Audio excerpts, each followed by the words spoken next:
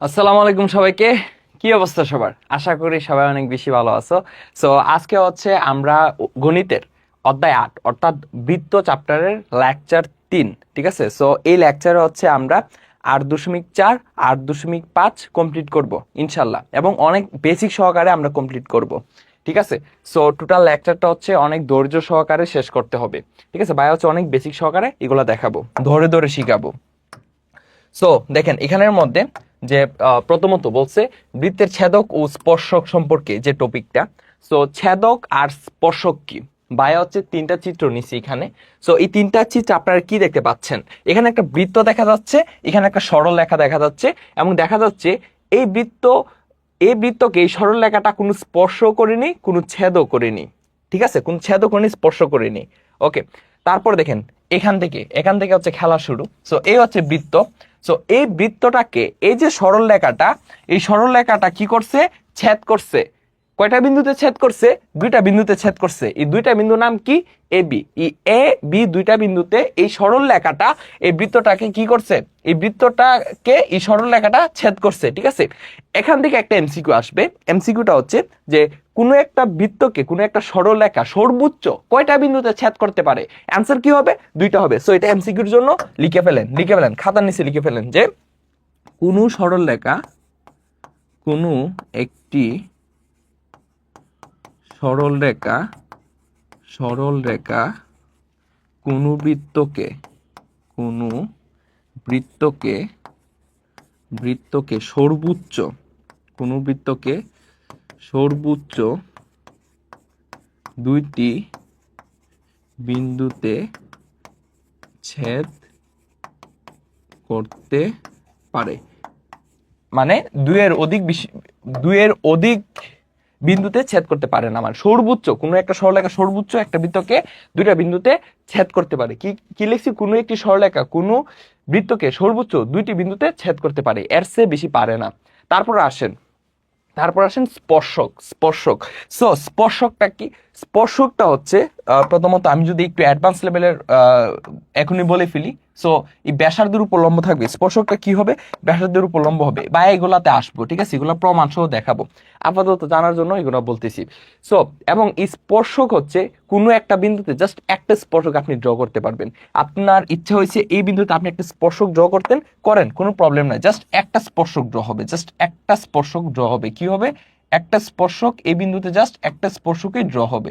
এই যে স্পর্শক। সো এই যে পয়েন্টটা মনে করেন এখানে আর পয়েন্ট। সো এই যে জাস্ট একটা, অর্থাৎ বৃত্তের পরিধির উপর আপনি যখন একটা স্পর্শক ড্র করবেন, ওই যে পয়েন্টটা আপনি স্পর্শকটা ড্র করবেন, ওই পয়েন্টে জাস্ট একটা স্পর্শকই ড্র করা হবে, ঠিক আছে? জাস্ট একটা স্পর্শকে ড্র করতে পারবেন, অর্থাৎ কোনো একটা বৃত্তের কোনো একটা বিন্দুতে সর্বোচ্চ মানে একটা স্পর্শকেই ড্র করা যায়। এই যে ভাইয়া বললাম, এটাও আপনি সাইডে নোট করে লিখে ফেলেন, ঠিক আছে? সো এখান থেকে একটা এমসিকিউ চলে আসবে। ওকে, তারপর সাধারণ স্পর্শক। সো এখান থেকে একটা এমসিকিউ আসে। এমসিকিউটা হচ্ছে যে মানে বৃত্তে, হ্যাঁ, সাধারণ স্পর্শক কয়টি, ঠিক আছে? সো এখানে অ্যান্সারটা কি হবে? 4টি। এই যে দেখেন, এ একটা সাধারণ স্পর্শক, এ একটা সাধারণ স্পর্শক, এ একটা সাধারণ স্পর্শক, এ একটা সাধারণ স্পর্শক। এখান থেকে একটা এমসিকিউ আসবে। বৃত্তের সাধারণ, অর্থাৎ দুইটা বৃত্তের যদি বলি, দুইটা বৃত্তের সাধারণ স্পর্শক কয়টি? অ্যান্সার কি? 4টি। সাধারণ স্পর্শক কয়টি? 4টি, ঠিক আছে? এটা হচ্ছে সাইডে নোট করে লিখে ফেলেন। ওকে, সো এখানে আসেন, এখানে কি বলছে?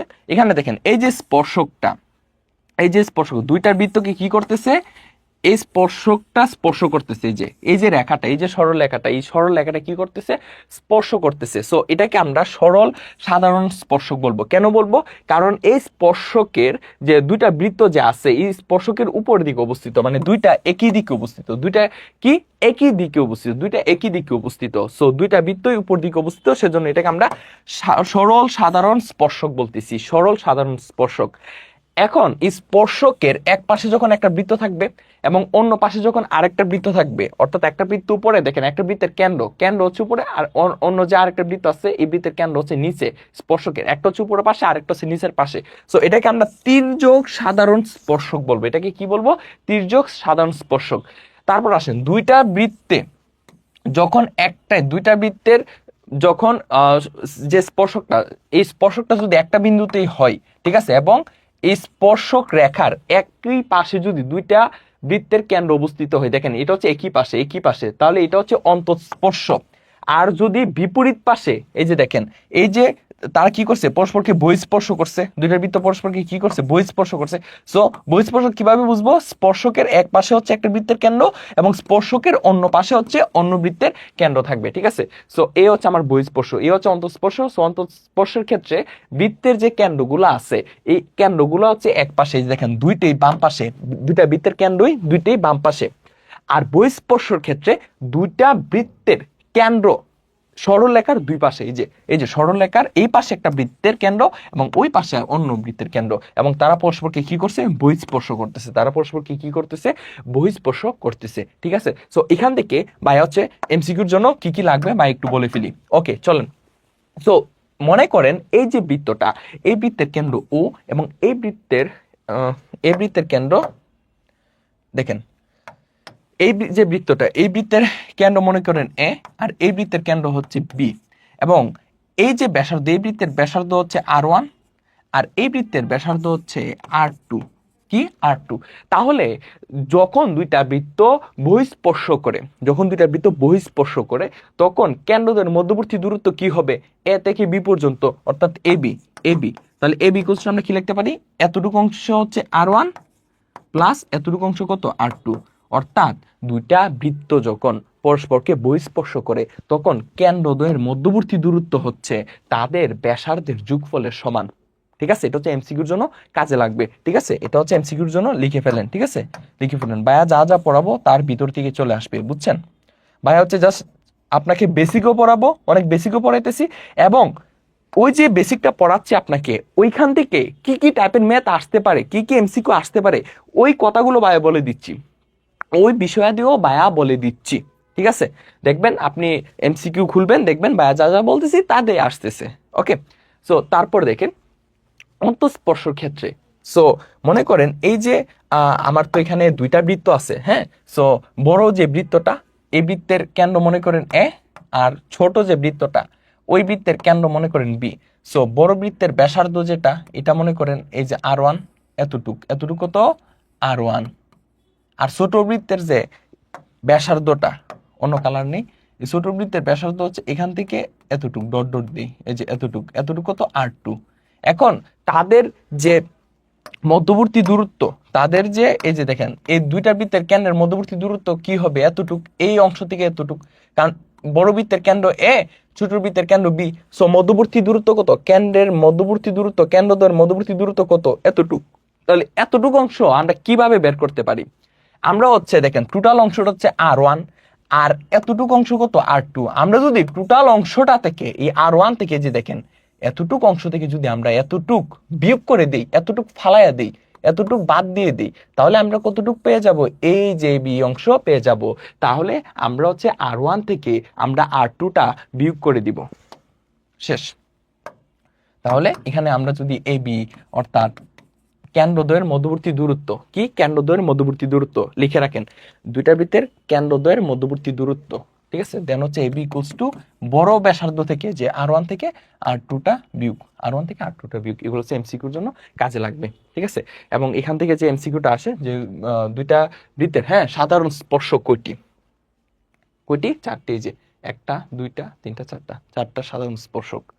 ওকে, তারপর বৃত্তের যে কোনো বিন্দুতে অঙ্কিত স্পর্শক স্পর্শবিন্দুগামী ব্যাসার্ধের উপর লম্ব।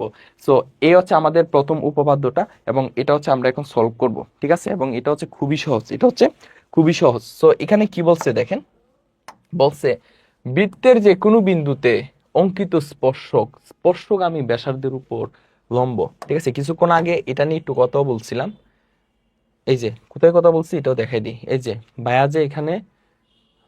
এই যে দেখেন এখানে এই যে বলছিলাম আপনাকে যে এটা হচ্ছে কি, এটা হচ্ছে লম্ব। এই যে এটা কি ড্র করছিলাম, এখানে লম্ব ড্র করছিলাম, এটাই বলছে আর কি এখানে। এটা হচ্ছে এখন প্রুভ করব আমরা, ঠিক আছে। আচ্ছা, এটা প্রুভ করার আগে এখানে কিছু অনুসিদ্ধান্ত আছে, অনুসিদ্ধান্তটা একটু কমপ্লিট করে নিই, দেন হচ্ছে আমরা এটা প্রুভ করব, হ্যাঁ। সো এটা হচ্ছে কয়েকটা কপি করি, ওকে ডান। আসেন দেখেন এই কয়েকটা অনুসিদ্ধান্ত আছে, এগুলো একটু দেখি। প্রথমত বলছে বৃত্তের কোনো বিন্দুতে একটি মাত্র স্পর্শক অঙ্কন করা যায়। এই যে আপনাকে যে কথাটা বললাম, এটা এমসিকিউর জন্য খুবই ইম্পর্টেন্ট, এমসিকিউর জন্য বলছে বৃত্তের কোনো বিন্দুতে একটি মাত্র স্পর্শক অঙ্কন করা যায়, অর্থাৎ বৃত্তের পরিধিস্থ যে কোনো বিন্দুতে আপনি একটা বিন্দুতে যদি বিন্দু এ নেন, সো ওই এ বিন্দুতে আপনি একটাই স্পর্শক ড্র করতে পারবেন। ওকে, তারপর স্পর্শ বিন্দুতে স্পর্শকের উপর অঙ্কিত লম্ব কেন্দ্রগামী। এই যে স্পর্শ বিন্দুতে এ হচ্ছে বৃত্ত ও কেন্দ্র বিশিষ্ট বৃত্ত ও, এবং এখানে মনে করেন একটা বিন্দু এ।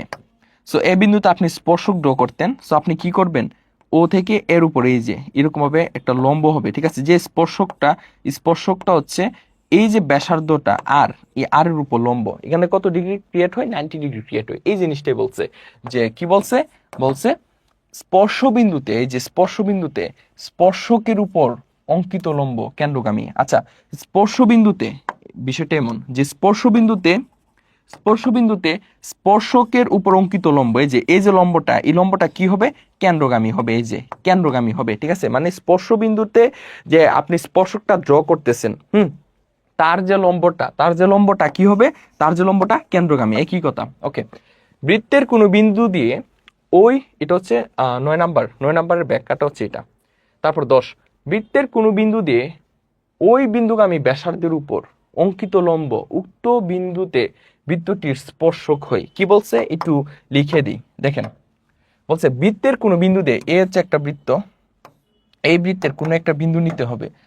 লাইক এখানে একটা বিন্দু নিলাম। আচ্ছা, কোনো বিন্দু দিয়ে ওই বিন্দুগামী ব্যাসার্ধের উপর অঙ্কিত লম্ব, সো ওই বিন্দুগামী ব্যাসার্ধের উপর অঙ্কিত লম্ব, সেখানে একটা লম্ব যোগ করতে হবে। সো এটা কেন্দ্র হলে এই যে লম্ব, এটা হচ্ছে কেন্দ্র ও, এটা হচ্ছে কেন্দ্র ও। সো অঙ্কিত লম্ব উক্ত বিন্দুতে বৃত্তটির স্পর্শক হয়। সো অঙ্কিত লম্ব, সো এখানে আমরা কি করব, এই যে লম্বটা, তো এই রেখার উপর কি হয়েছে, লম্ব হয়েছে। তাহলে এই যে রেখাটা, এই যে এবি রেখাটা কি হবে, ওই বৃত্তের স্পর্শক হবে, ঠিক আছে। আপনাকে একটা জিনিস মাথায় রাখবেন, জাস্ট একটা জিনিস মাথায় রাখবেন, আপনি এই যে ব্যাসার্ধ যেটা, এই ব্যাসার্ধ আর এই ব্যাসার্ধের উপর এই স্পর্শকটা কি হবে, লম্ব হবে। অথবা এইভাবে বলতে পারেন যে স্পর্শকের উপর ব্যাসার্ধ কি হবে, লম্ব হবে। এই লাইনটা মনে রাখেন যে স্পর্শক এবং ব্যাসার্ধ লম্ব, স্পর্শক এবং স্পর্শবিন্দুগামী ব্যাসার্ধ, স্পর্শক এবং স্পর্শবিন্দুগামী ব্যাসার্ধ কি পরস্পরের লম্ব হয়, স্পর্শক এবং স্পর্শবিন্দুগামী ব্যাসার্ধ কি হয়, লম্ব হয়। এই লাইনটা লেখেন, এটা হচ্ছে 10 নম্বর ব্যাখ্যা। দেখেন, স্পর্শক স্পর্শক স্পর্শবিন্দুগামী স্পর্শবিন্দুগামী ব্যাসার্ধের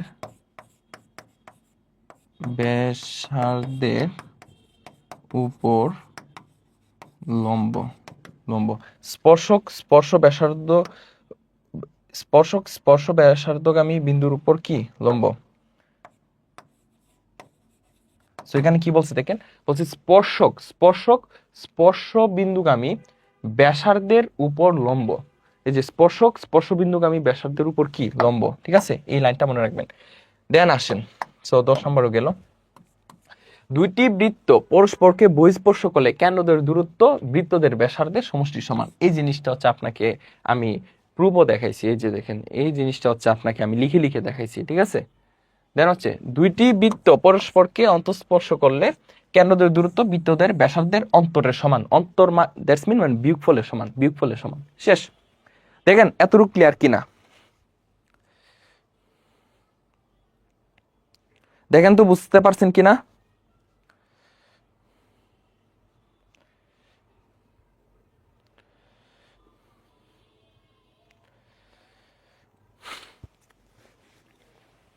ঠিক আছে, সো আই থিঙ্ক আপনাদের সবার ক্লিয়ার এতটুকু। ওকে, সো এখন আসেন, এখন হচ্ছে আমরা এই উপপাদ্যটা সলভ করব। দেখেন এখানে কি বলছে, বৃত্তের যে কোনো বিন্দুতে অঙ্কিত স্পর্শ বিন্দুগামী ব্যাসার্ধের উপর লম্ব। কি বলছে, বৃত্তের যে কোনো বিন্দুতে অঙ্কিত স্পর্শ বিন্দুগামী ব্যাসার্ধের উপর লম্ব। ওকে, সো আসেন আমরা হচ্ছে এটা সলভ করবো। এখন কিভাবে সলভ করা যায় আমরা দেখব। সর্বপ্রথম আমাকে কি করতে হবে, আগে চিত্রটা ড্র করতে হবে। হলুদ কালার নেই, এ হচ্ছে আমার বৃত্ত।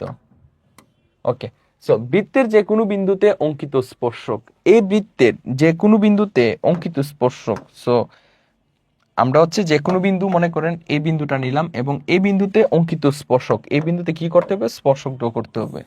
এই যে স্পর্শক ড্র করলাম, স্পর্শক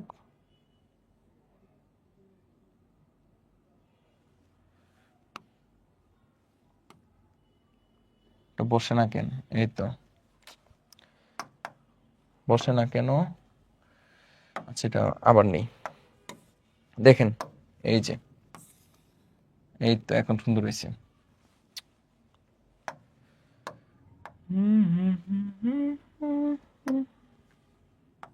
ওকে, সো বলছে বৃত্তের কোন বিন্দুতে অঙ্কিত স্পর্শক স্পর্শ বিন্দুগামী ব্যাসার্ধের উপলম্ব। সো স্পর্শ বিন্দুগামী ব্যাসার্ধ কোনটা, এটা, এটা হচ্ছে স্পর্শ বিন্দুগামী ব্যাসার্ধের উপর। এখন এটা যে লম্ব, এটা হচ্ছে আমাকে প্রমাণ করতে হবে, ঠিক আছে।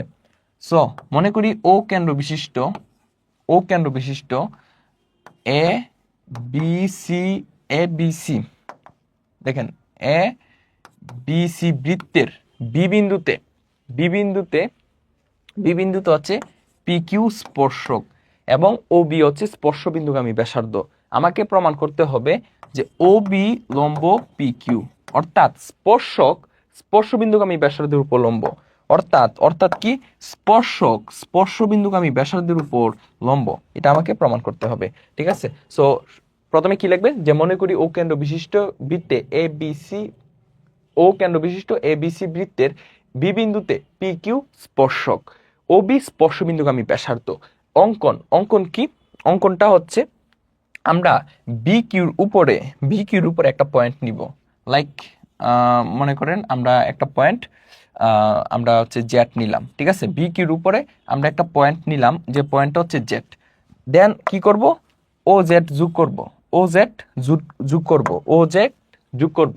এখন আসেন প্রমাণ, প্রমাণ ধাপেক, ঠিক আছে, প্রমাণ ধাপেক, প্রমাণ ধাপেক, ধাপ এক।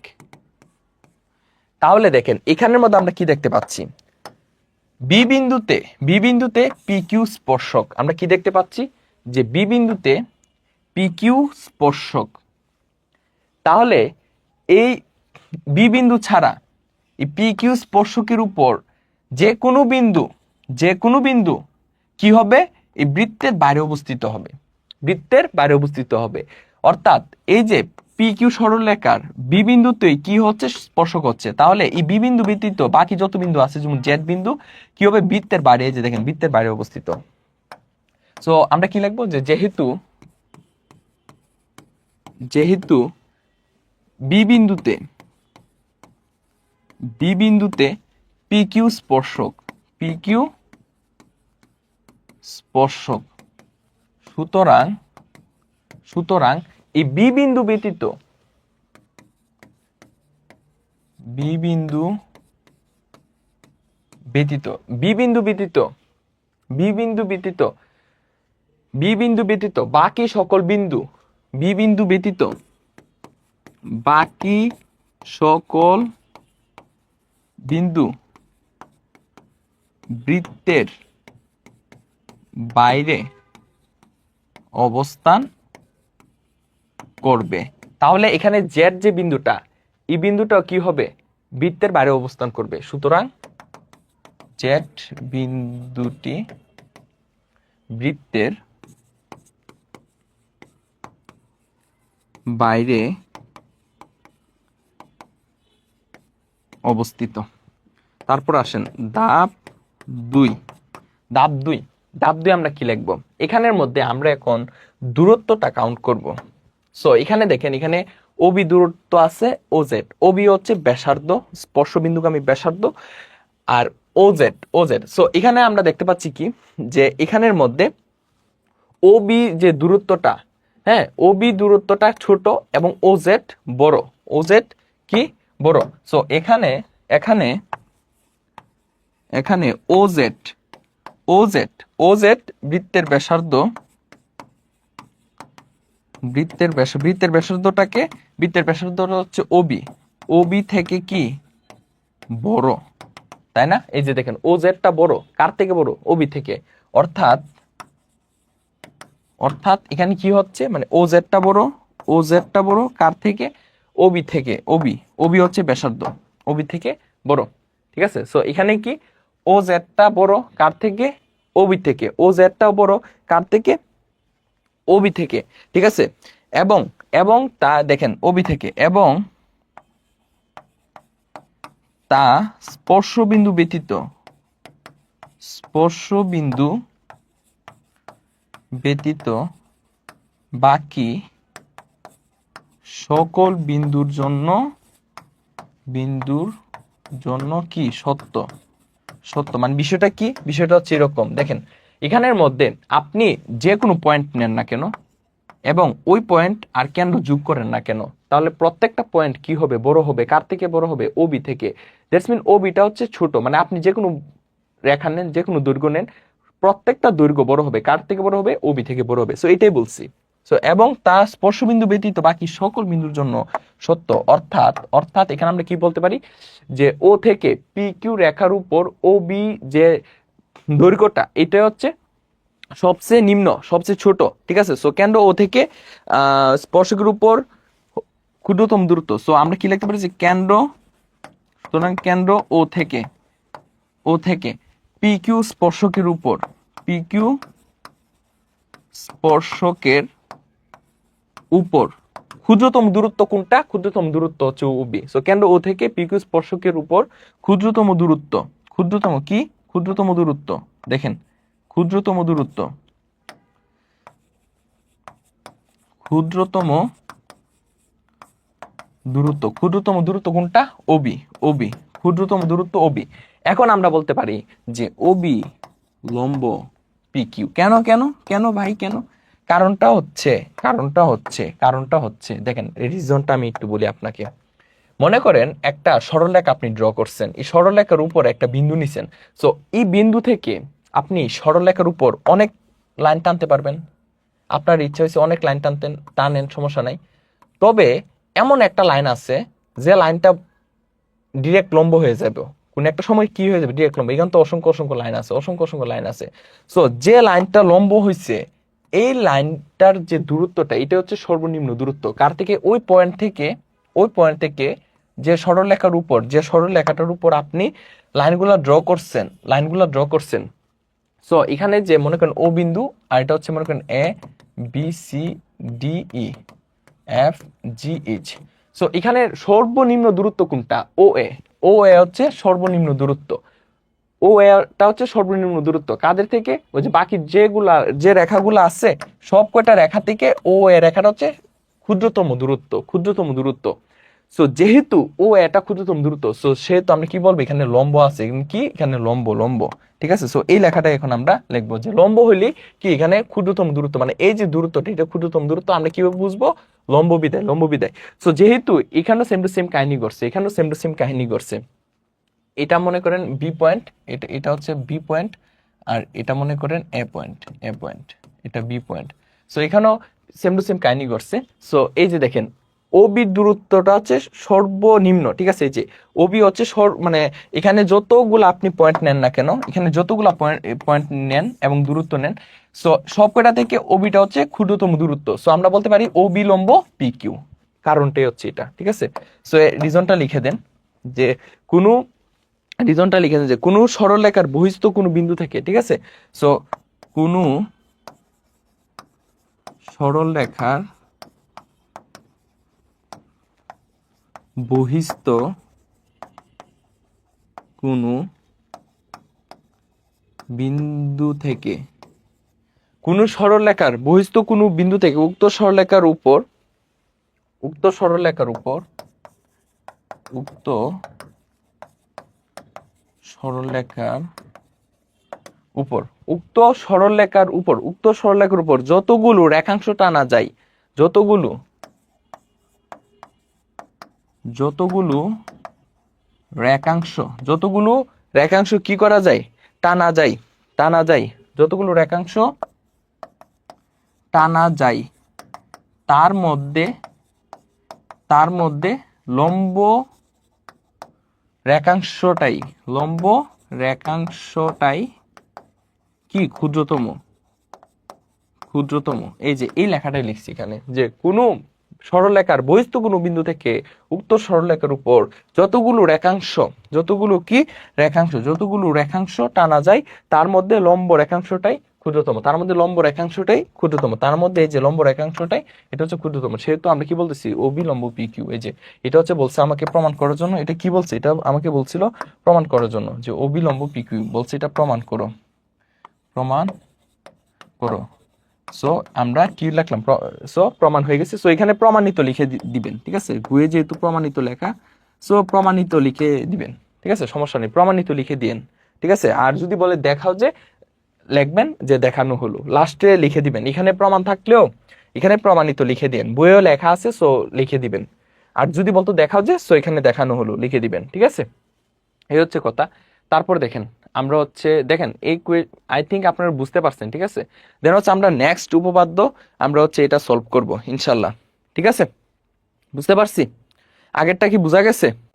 বৃত্তের বৃত্তের বহিস্থ কোন বিন্দু থেকে বৃত্তে দুইটি স্পর্শক টানলে ওই বিন্দু থেকে স্পর্শ বিন্দুদের দূরত্ব সমান।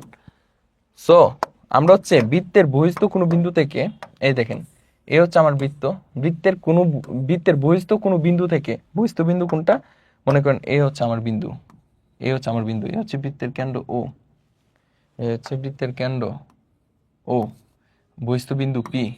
সো বৃত্তের বহিস্থ কোনো বিন্দু থেকে এই বৃত্তের উপর আমরা কি করব, দুইটা স্পর্শক ড্র করব, একটা হচ্ছে এ একটা স্পর্শক, আর একটা হচ্ছে এ আর একটা স্পর্শক, ঠিক আছে, দুইটা স্পর্শক ড্র করলাম, দুইটা স্পর্শক ড্র করলাম। আচ্ছা, সো এই স্পর্শকের নাম দেন, একটা হচ্ছে পিবি স্পর্শক আর একটা হচ্ছে পিএ স্পর্শক। সো স্পর্শক ড্র করার পর টানলে ওই বিন্দু থেকে স্পর্শ বিন্দুর দূরত্ব সমান, অর্থাৎ আমাকে প্রমাণ করতে হবে এই যে ওই বিন্দু থেকে স্পর্শ বিন্দুর যে দূরত্ব সমান, অর্থাৎ এই দুইটা বিন্দু, এই দুইটা যে দূরত্ব আছে এই দূরত্ব সমান, অর্থাৎ P A equals two PB. আমাকে কি প্রমাণ করতে হবে, P A equals two PB, এটা হচ্ছে আমাকে প্রমাণ করতে হবে, এটা হচ্ছে প্রমাণ করতে হবে, এটা হচ্ছে প্রমাণ করতে হবে, ঠিক আছে, এটা হচ্ছে প্রমাণ করতে হবে। সো এটা কিভাবে আমরা প্রমাণ করব, আমরা হচ্ছে অঙ্কন করব, যে আমরা হচ্ছে ওবি এবং ও এ যোগ করি, কি করি, ওবি এবং ও এ যোগ করি, ওবি এবং ও এ যোগ করি, দেন হচ্ছে পিও যোগ করি, পিও যোগ করি। ওকে, এখন আসেন প্রমাণ, এখন আসেন কি, এখন আসেন প্রমাণ। সো দেখেন প্রমাণ, প্রমাণ ধাপেক, ধাপেক। সো এখানে যদি আমরা লক্ষ্য করি, এখানে হচ্ছে পি এটা কি, এই যে এখানে হচ্ছে পি এ স্পর্শক, এখানে কি পি এ স্পর্শক, এবং এ ও যেটা আছে এটা হচ্ছে স্পর্শ বিন্দুগামী ব্যাসার্ধ। লক্ষ্য করেন, আমরা যদি এখানে একটু লক্ষ্য করি, এখানে যে পি এ স্পর্শক এটা তো স্পর্শক, এবং ও এ কি স্পর্শ বিন্দুগামী ব্যাসার্ধ। তাহলে আমরা কি জানি, স্পর্শক হচ্ছে স্পর্শ বিন্দুগামী ব্যাসার্ধের উপর কি হয়, লম্ব হয়। তাহলে এই স্পর্শকটা এই ব্যাসার্ধের উপর কি হবে, লম্ব হবে, ঠিক আছে, লম্ব হবে। সো এখানে আমরা কি লিখবো, যে এখানে এখানে পি এ স্পর্শক, পি এ স্পর্শক এবং এবং এবং এ ও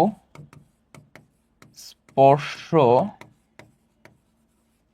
বিন্দুগামী কি ব্যাসার্ধ, এ ও স্পর্শ বিন্দুগামী ব্যাসার্ধ, পি এ হচ্ছে স্পর্শক, এ ও হচ্ছে স্পর্শ বিন্দুগামী ব্যাসার্ধ।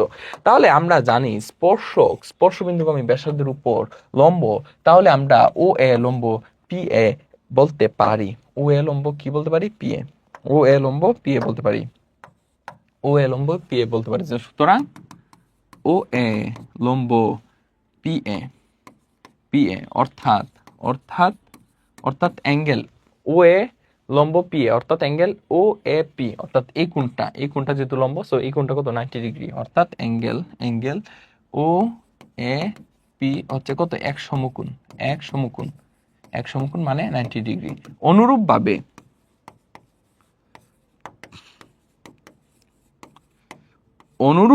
অনুরূপভাবে দেখেন এখানের মধ্যে পিবি হচ্ছে স্পর্শক এবং ওবি হচ্ছে স্পর্শবিন্দুগামী ব্যাসার্ধ, তাহলে ওবি লম্ব পিবি, তাহলে অ্যাঙ্গেল পিবিও এই যে কোণটা, এই কোণটাও হচ্ছে এক সমকোণ। সো এখানে ডিরেক্ট অনুরূপভাবে লিখবেন যে অ্যাঙ্গেল পিবিও, পিবিও কি এক সমকোণ, ডিরেক্ট লিখে দিবেন এক সমকোণ, যে অ্যাঙ্গেল পিবিও অর্থাৎ এই কোণটাও এক সমকোণ। তাহলে এখানে দুইটা ত্রিভুজ গঠিত হচ্ছে, একটা হচ্ছে পিওবি একটা সমকোণী ত্রিভুজ, আর একটা হচ্ছে পিএও এই হচ্ছে আরেকটা সমকোণী ত্রিভুজ। সো এখন এই দুইটা সমকোণী ত্রিভুজ নিয়ে আমরা কাজ করব, ঠিক আছে। সো সুতরাং আমরা কি লিখতে পারি, যেখানে সুতরাং যে ত্রিভুজ পিবিও এবং ত্রিভুজ পিএও দুইটা সমকোণী ত্রিভুজ, সুতরাং ত্রিভুজ পিবিও এবং ত্রিভুজ পিএও উভয় কি সমকোণী ত্রিভুজ, সমকোণী ত্রিভুজ উভয় হচ্ছে সমকোণী ত্রিভুজ। এখন আসেন ধাপ 2, এখন ধাপ 2 আমরা কি বলবো, এখন হচ্ছে এই দুইটা সমকোণী ত্রিভুজ নিয়ে আমাদেরকে ক্যালকুলেশন করতে হবে, ঠিক আছে। ধাপ 2, সো ধাপ 2 হচ্ছে ত্রিভুজ পিএও ও ত্রিভুজ পিবিও সমকোণী ত্রিভুজে আমরা কি লিখতে পারি, এই দুইটা সমকোণী ত্রিভুজে আমরা লিখতে পারি যে এখানে এই যে একটা সমকোণী ত্রিভুজ এবং এই আরেকটা সমকোণী ত্রিভুজ, এই দুইটা সমকোণী ত্রিভুজে আমরা কি লিখতে পারি, আমরা লিখতে পারি যে এখানের মধ্যে যে পিও ইকুয়ালস টু পিও, যেহেতু এই যে পিও রেখাটা উভয় ত্রিভুজে আছে, সো এটা কি, যে সাধারণ বাহু, তাহলে PO equals to PO, O B equals to O A, কি O B equals to O A, কেন, কারণ এই যে ও বি এবং ও এ হচ্ছে একই বৃত্তের ব্যাসার্ধ, একই বৃত্তের দুইটা ব্যাসার্ধ, তাহলে ও বি ইকুয়ালস টু ও এ ও লেখা যায়। সো আরেকটা বিষয় দেখেন, এই যে সমকোণী ত্রিভুজের মধ্যে লম্ব এটা, তাহলে অতিভুজ এটা, আবার এই সমকোণী ত্রিভুজের মধ্যে লম্ব এটা, অতিভুজ এটা, তাহলে উভয় ত্রিভুজের মানে অতিভুজ সেমই, তাহলে অতিভুজ কোনটা, পিও। তাহলে আমরা কি লিখতে পারি, এই দুইটা সমকোণী ত্রিভুজের মধ্যে অতিভুজ পিও ইকুয়ালস টু অতিভুজ পিও, ঠিক আছে, যে অতিভুজ পিও ইকুয়ালস টু অতিভুজ পিও। দেন হচ্ছে এও ইকুয়ালস টু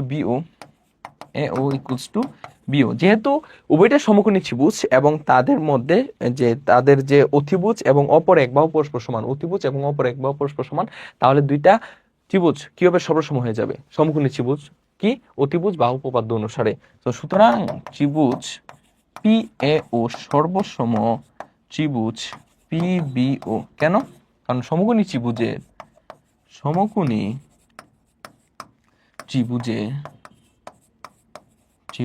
অতিভুজ বাহু উপপাদ্য,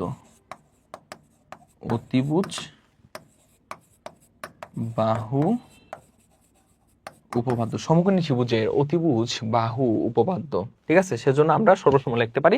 তো সুতরাং আমরা কি লিখতে পারি, যেহেতু সর্বসম, তাহলে তাদের অনুরূপ বাহু এবং অনুরূপ কোণগুলো পরস্পর সমান, তাহলে এখানে পিএ এবং এখানকার পিবি পরস্পর কি হয়ে যাবে, সমান হয়ে যাবে। তো সুতরাং পিএ ইকুয়ালস টু পিবি, ঠিক আছে, পিএ ইকুয়ালস টু পিবি, এটা কি বলছে, এটা হচ্ছে প্রমাণিত, ঠিক আছে, প্রমাণিত লিখে দিবেন, প্রমাণিত বইয়ে লেখা আছে, আর যদি দেখা যায় দেখানো হলো। সো বইয়ে লেখা আছে প্রমাণিত, সো প্রমাণিত লাস্টে লিখে দেন, কোনো সমস্যা নেই, লিখবেন, ঠিক আছে, আপনার হচ্ছে লাস্টে লিখে দিবেন প্রমাণিত। ওকে, দেখেন বুঝতে পারছেন কিনা, বুঝতে পারছি। দেখেন এই উপপাদ্যটা দেখেন, দুইটি বৃত্ত পরস্পরকে বহিঃস্পর্শ করলে এদের কেন্দ্রদ্বয় ও স্পর্শবিন্দু সমরেখ, এটা হচ্ছে খুবই সুন্দর একটা ইন্টারেস্টিং একটা উপপাদ্য। দেখেন কিন্তু কি বলছে, দুইটি বৃত্ত পরস্পরকে বহিঃস্পর্শ করলে, সো আমরা হচ্ছে দুইটা বৃত্ত আগে ড্র করব, হ্যাঁ, এই যে দুইটা বৃত্ত ড্র করলাম, সো এই দুইটা বৃত্ত পরস্পরকে কি করছে, বহিঃস্পর্শ করছে, সো স্পর্শ যে রেখাটা এটা হচ্ছে আমরা ড্র করে নিই, ঠিক আছে, এই যে স্পর্শ রেখাটা হচ্ছে আমরা ড্র করে নিই, এই যে দুইটা বৃত্ত পরস্পরকে বহিঃস্পর্শ করছে, এই যে বহিঃস্পর্শ করছে, হ্যাঁ। সো এখন এখানে যে কেন্দ্রটা দেখেন, এই বৃত্তের কেন্দ্র হচ্ছে ও, এই বৃত্তের কেন্দ্রটা কি ভাই, এই বৃত্তের কেন্দ্রটা হচ্ছে ও, থ্যাংক ইউ।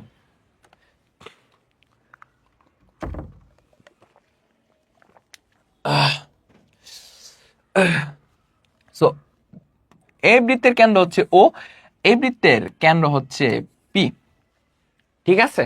এই বৃত্তের কেন্দ্র হচ্ছে ও এবং এই বৃত্তের কেন্দ্র হচ্ছে পি, এবং তাদের যে স্পর্শ মানে সাধারণ স্পর্শ যে বিন্দুটা এটা হচ্ছে আর, ঠিক আছে? বলছে এদের কেন্দ্র হচ্ছে স্পর্শ বিন্দু, এদের যে স্পর্শ বিন্দু এটা ধরলাম আর। সো এই যে এখন আমরা যদি যোগ করি ও আর এবং আর পি যোগ করলাম, সো আমাকে প্রমাণ করতে হবে এই যে রেখাটা, ঠিক আছে? এই যে রেখাটা, কোন রেখাটা বলতেছি দেখেন, এই যে রেখাটা, এই রেখাটা হচ্ছে সমরেখ, মানে এই এই যে রেখাটা, এই রেখার উপর বিন্দু তিনটা অবস্থিত, মানে এই বিন্দু তিনটা সমরেখ, ঠিক আছে? বিন্দু তিনটা সমরেখ, দ্যাটস মিন এই রেখার উপর এই ও আর পি তিনটা বিন্দু অবস্থিত, ঠিক আছে? মানে আমাকে প্রমাণ করতে হবে যে ও আর পি হচ্ছে সমরেখ। সো সমরেখ কিভাবে প্রমাণ করব? আমাকে এটা প্রমাণ করতে হবে যে এই সরলরেখার উপরে ও আর পি এই তিনটা বিন্দু অবস্থিত, জাস্ট এটাই, ঠিক আছে? সো এখানে যে আপনার যে সাধারণ স্পর্শকটা ড্র করছেন এটা হচ্ছে এম এর নাম দেন, কি নাম দেন? এম এর নাম দিলেন, ওকে? সো এখন আসেন প্রমাণ। সো এখানের মধ্যে আমরা যদি লক্ষ্য করি, সো ও আর যেটা, ও আর কি? স্পর্শ বিন্দুগামী ব্যাসার্ধ, এই যে আর বিন্দুতে যেহেতু স্পর্শ করতেছে, সো ও আরটা হচ্ছে স্পর্শ বিন্দুগামী ব্যাসার্ধ, এবং এম এন যেটা আছে এটা হচ্ছে স্পর্শক। তাহলে আমরা কি বলতে পারি যে এখানে যে স্পর্শকটা আছে, এই স্পর্শকটা হচ্ছে স্পর্শ বিন্দুগামী ব্যাসার্ধের উপর লম্ব। আমরা জানি স্পর্শক স্পর্শ বিন্দুগামী ব্যাসার্ধের উপর লম্ব। সো এই বিষয়টা এখানে লিখবো যে প্রমাণ ধাপে যে এখানে ও আর স্পর্শ বিন্দুগামী ব্যাসার্ধ, ও আর এখানে হচ্ছে আগে হচ্ছে স্পর্শকটা লিখি, এখানে এম এন যেটা স্পর্শক, ঠিক আছে? এম এন স্পর্শক এবং ও আর স্পর্শ বিন্দুগামী ব্যাসার্ধ, ও আর স্পর্শ বিন্দুগামী কি ব্যাসার্ধ, যে এখানে এম এন হচ্ছে স্পর্শক এবং ও আরটা হচ্ছে স্পর্শ বিন্দুগামী ব্যাসার্ধ। সো সুতরাং আমরা কি লিখতে পারি? যে সুতরাং লিখতে পারি যে এম আরটা কি হবে? এই যে এম আর লম্ব ও আর, এম আরটা আর উপর লম্ব, ও আর এর উপর লম্ব, যেহেতু এম আর এম এন একই রেখা, তাই না? একই রেখার উপর অবস্থিত। সো আমরা কি লিখতে পারি? যে এম আর লম্ব ও আর, কারণ স্পর্শক স্পর্শ বিন্দুগামী ব্যাসার্ধের উপর লম্ব, সুতরাং কি লিখতে পারি? এম আর লম্ব ও আর, ঠিক আছে? বা এখান থেকে কি লেখা যায়? বা অ্যাঙ্গেল এম আর ও কত ডিগ্রি? 90 ডিগ্রি, যেহেতু লম্ব সেহেতু 90 ডিগ্রি, সুতরাং angle M R O equals to এক সমকোণ,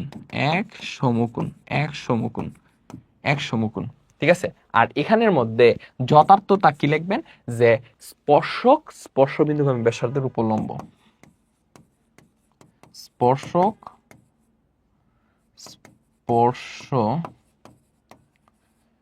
বিন্দুগামী ব্যাসার্ধের উপর কি লম্ব, যথার্থটা লিখে দিবেন, ঠিক আছে? সো অনুরূপভাবে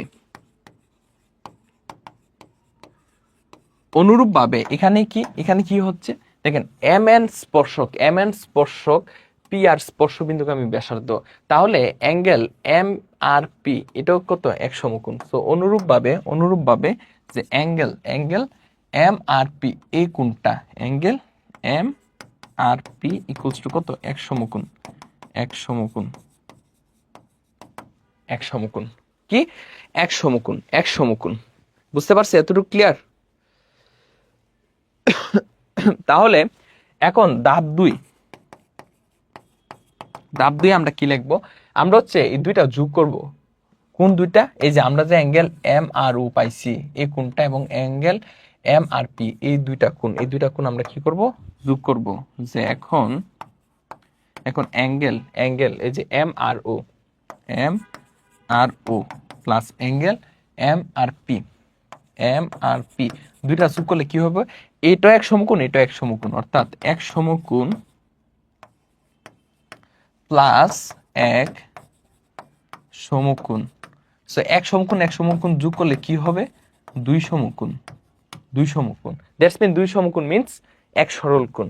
ঠিক আছে, এখন দেখেন এখানে অ্যাঙ্গেল এম আর ও plus angle M R P, এই যে অ্যাঙ্গেল এম আর ও plus angle M R P, এই দুইটা যোগ করলে আমরা কি লিখতে পারি, ও আর পি লেখা যায়। এই যে ও আর পি, তাহলে এখানে আমরা কি লিখবো, যে angle O R P equals to দুই সমকোণ মানে এক সরল কোণ। যেহেতু এক সরল কোণ, দ্যাটস মিন কি বুঝতেছেন? আচ্ছা, এখানে ওয়ান দিই, এক না দিয়ে one then two then, so equals to এক সমকোণ, সো প্লাস এক সমকোণ ইকুয়ালস টু টু সমকোণ। ঠিক আছে, যে এক সমকোণ প্লাস এক সমকোণ ইকুয়ালস টু টু সমকোণ, সো ইকুয়ালস টু এক সরল কোণ। সো এটার মিনিংটা কি? এটার মিনিংটা দেখেন, এটা সরল কোণ কখন হবে, অ্যাঙ্গেল ও আর পি এক সরল কোণ কখন হবে? এই যে দেখেন এই একটা রেখা টানলেন, এটা হচ্ছে ও, এটা হচ্ছে আর, এটা পি। সো এই যে কোণটা, এই কোণটা কত, 180 ডিগ্রি মানে এক সরল কোণ। তো এক সরল কোণ যদি হয়, তাহলে এই তিনটা বিন্দু একই সরলরেখার উপর অবস্থিত হবে।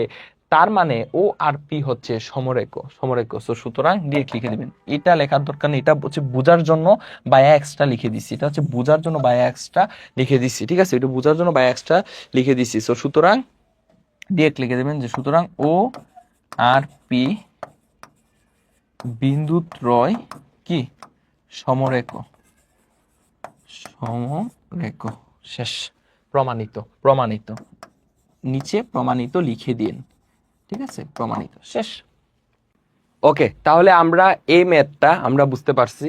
এখন হচ্ছে আমরা অনুশীলনীর ম্যাথগুলা করব। ঠিক আছে, সো বায়া হচ্ছে যে ম্যাথগুলো বেশি ইম্পর্টেন্ট, এই ম্যাথগুলো হচ্ছে আমরা সলভ করব। ঠিক আছে, সো দেখেন এখানে কি বলছে, ও কেন্দ্র বিশিষ্ট একটি বৃত্তের বহিস্থ কোনো বিন্দু পি থেকে বৃত্তে দুটি স্পর্শক টানা হলো। আমরা জানি কোনো একটা বৃত্তের বহিস্থ বিন্দু থেকে বৃত্তের দুইটা স্পর্শক অঙ্কন করা যায়। সো প্রমাণ করো যে ওপি সরলরেখা স্পর্শ জায়ের লম্ব দ্বিখণ্ডক। সো আমাকে কি প্রমাণ করতে হবে, বায়া আগে চিত্রটা ড্র করি। ঠিক আছে, এই ছিল আমার বৃত্ত, এবং এই বৃত্তের বহিস্থ একটা বিন্দু আছে, এই বহিস্থ বিন্দুটা হচ্ছে এই যে বহিস্থ বিন্দু। সো বৃত্তের কেন্দ্র যেটা, এটা হচ্ছে ও, বহিস্থ বিন্দু যেটা, এটা হচ্ছে পি। সো বৃত্তের বহিস্থ বিন্দু থেকে বৃত্তে কয়টা স্পর্শক অঙ্কন করা হয়েছে, দুইটা স্পর্শক অঙ্কন করা হয়েছিল। এই যে আমি দুইটা স্পর্শক ড্র করি, এই হচ্ছে আমার একটা স্পর্শক, এই হচ্ছে আমার আর একটা স্পর্শক। ওকে, এখন এই যে স্পর্শক, একটা স্পর্শকের নাম কি, এই যে একটা স্পর্শক হচ্ছে পিএ, আরেকটা হচ্ছে পিবি স্পর্শক, আরেকটা কি স্পর্শক, পিবি স্পর্শক অঙ্কন করা হয়েছে।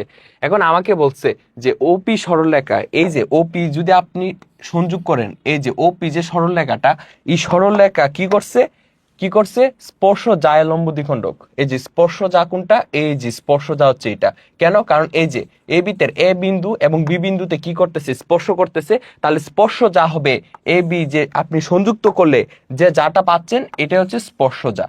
এই যাটা, এই যে এ বিটা কি, এ বিটা হচ্ছে যা, আর এটা হচ্ছে কি স্পর্শ যা, মানে স্পর্শ বিন্দুগামী যা, যেটা এই যে স্পর্শ যায় লম্ব দ্বিখণ্ডক। এ বিন্দু একটা স্পর্শ করছে, বি বিন্দুতে স্পর্শ করছে, সো স্পর্শ যা কি হবে, এ বি হবে স্পর্শ যা। সো আমাকে প্রমাণ করতে হবে যে ওপি, এই যে ওপি সরলরেখা স্পর্শ জায়ের লম্ব দ্বিখণ্ডক, অর্থাৎ ওপি লম্ব এ বি, ওপি লম্ব কি এ বি, লম্ব দ্বিখণ্ডক। ঠিক আছে, ওপি, এই যে ওপি লম্ব কি এ বি হবে। ঠিক আছে, সো আমরা এটা প্রমাণের জন্য আমরা কি করব, আমরা এ ও এবং ওবি যোগ করলাম। এখন কি করব, আসেন আমরা যদি লক্ষ্য করি এখানের মধ্যে, যেহেতু ও এ এবং ও বি এই দুইটা কি, এটা হচ্ছে দুইটা হচ্ছে ব্যাসার্ধ, কি ব্যাসার্ধ, স্পর্শবিন্দুগামী ব্যাসার্ধ। এই যে স্পর্শবিন্দু হচ্ছে এ, স্পর্শবিন্দু বি, আর তাহলে ও এ হচ্ছে স্পর্শবিন্দুগামী ব্যাসার্ধ, এই যে ও এ হচ্ছে স্পর্শবিন্দুগামী ব্যাসার্ধ, ও বি ও হচ্ছে স্পর্শবিন্দুগামী ব্যাসার্ধ। যেহেতু ও এ এবং ও বি স্পর্শবিন্দুগামী ব্যাসার্ধ, তাহলে অবশ্যই ও এ এই পি এর উপর কি হবে, লম্ব হবে। আমরা জানি কোনো একটা বৃত্তের স্পর্শবিন্দুগামী ব্যাসার্ধ ওই স্পর্শের উপর কি, ওই স্পর্শকের উপর লম্ব, ওই স্পর্শকের উপর লম্ব। সো এখানে পি এ যদি স্পর্শক হয়, ও এ যদি স্পর্শবিন্দুগামী ব্যাসার্ধ হয়, তাহলে অবশ্যই ও এ পি এর উপর লম্ব এবং ও বি পি বির উপর লম্ব। সো আসেন আমরা প্রমাণ অংশটা দেখি। প্রমাণ প্রমাণ এক। সো 1 নম্বরে আমরা কি লিখবো? আমরা হচ্ছে লিখবো যে ও এ ও বি স্পর্শবিন্দুগামী ব্যাসার্ধ, যে ও এ এবং ও বি স্পর্শ বিন্দুগামী কি ব্যাসার্ধ, ও এ এবং ও বি স্পর্শ বিন্দুগামী ব্যাসার্ধ। কেন? কারণ হচ্ছে, কারণটা লিখে দেবেন, যেহেতু এ ও বি বিন্দুতে স্পর্শকদ্বয়, এ ও বি বিন্দুতে স্পর্শকদ্বয় কি কি? একটা হচ্ছে পি এ ও পিবি। সেজন্য যেহেতু এ ও বি বিন্দুতে, যে এ ও বি বিন্দুতে স্পর্শকদ্বয়, একটা স্পর্শক হচ্ছে পি এ আর একটা স্পর্শক হচ্ছে পিবি। ওকে, তাহলে আমরা ও এ এবং ও বি স্পর্শ বিন্দুগামী ব্যাসার্ধ আমরা বলছি। তো সুতরাং আমরা কি লিখতে পারি, যে সুতরাং অ্যাঙ্গেল ও এ, এই যে angle O A P equals to এক সমকোণ এবং অ্যাঙ্গেল ও বিপি এটাও কি হবে? এক সমকোণই হবে। কেন ভাই, কেন? কারণ হচ্ছে যেহেতু লম্ব, এই যে যেহেতু ও এ লম্ব পি এ, তাহলে অবশ্যই এই কোণটা এক সমকোণ। আবার ও বি লম্ব পিবি, তাহলে অবশ্যই এই কোণটা কি এক সমকোণ হবে। ঠিক আছে, এই যে লিখলাম। তাহলে এখন এই যে আমরা এক সমকোণ আমরা লিখলাম। সো এখন আসেন দুই। এখন হচ্ছে যেহেতু এটা এক সমকোণ, যেহেতু এটা এক সমকোণ, তাহলে আমি যদি এই ত্রিভুজটা নিয়ে কথা বলি, কোন ত্রিভুজ? পিওএ এই ত্রিভুজ এবং পিবিও এই দুইটা ত্রিভুজ নিয়ে যদি কথা বলি, তাহলে উভয় ত্রিভুজ হচ্ছে সমকোণী ত্রিভুজ, কারণ উভয়ের একটা কোণ কত করে? 90 ডিগ্রি করে। তাহলে আমরা যদি এখন লিখি যে সমকোণী ত্রিভুজ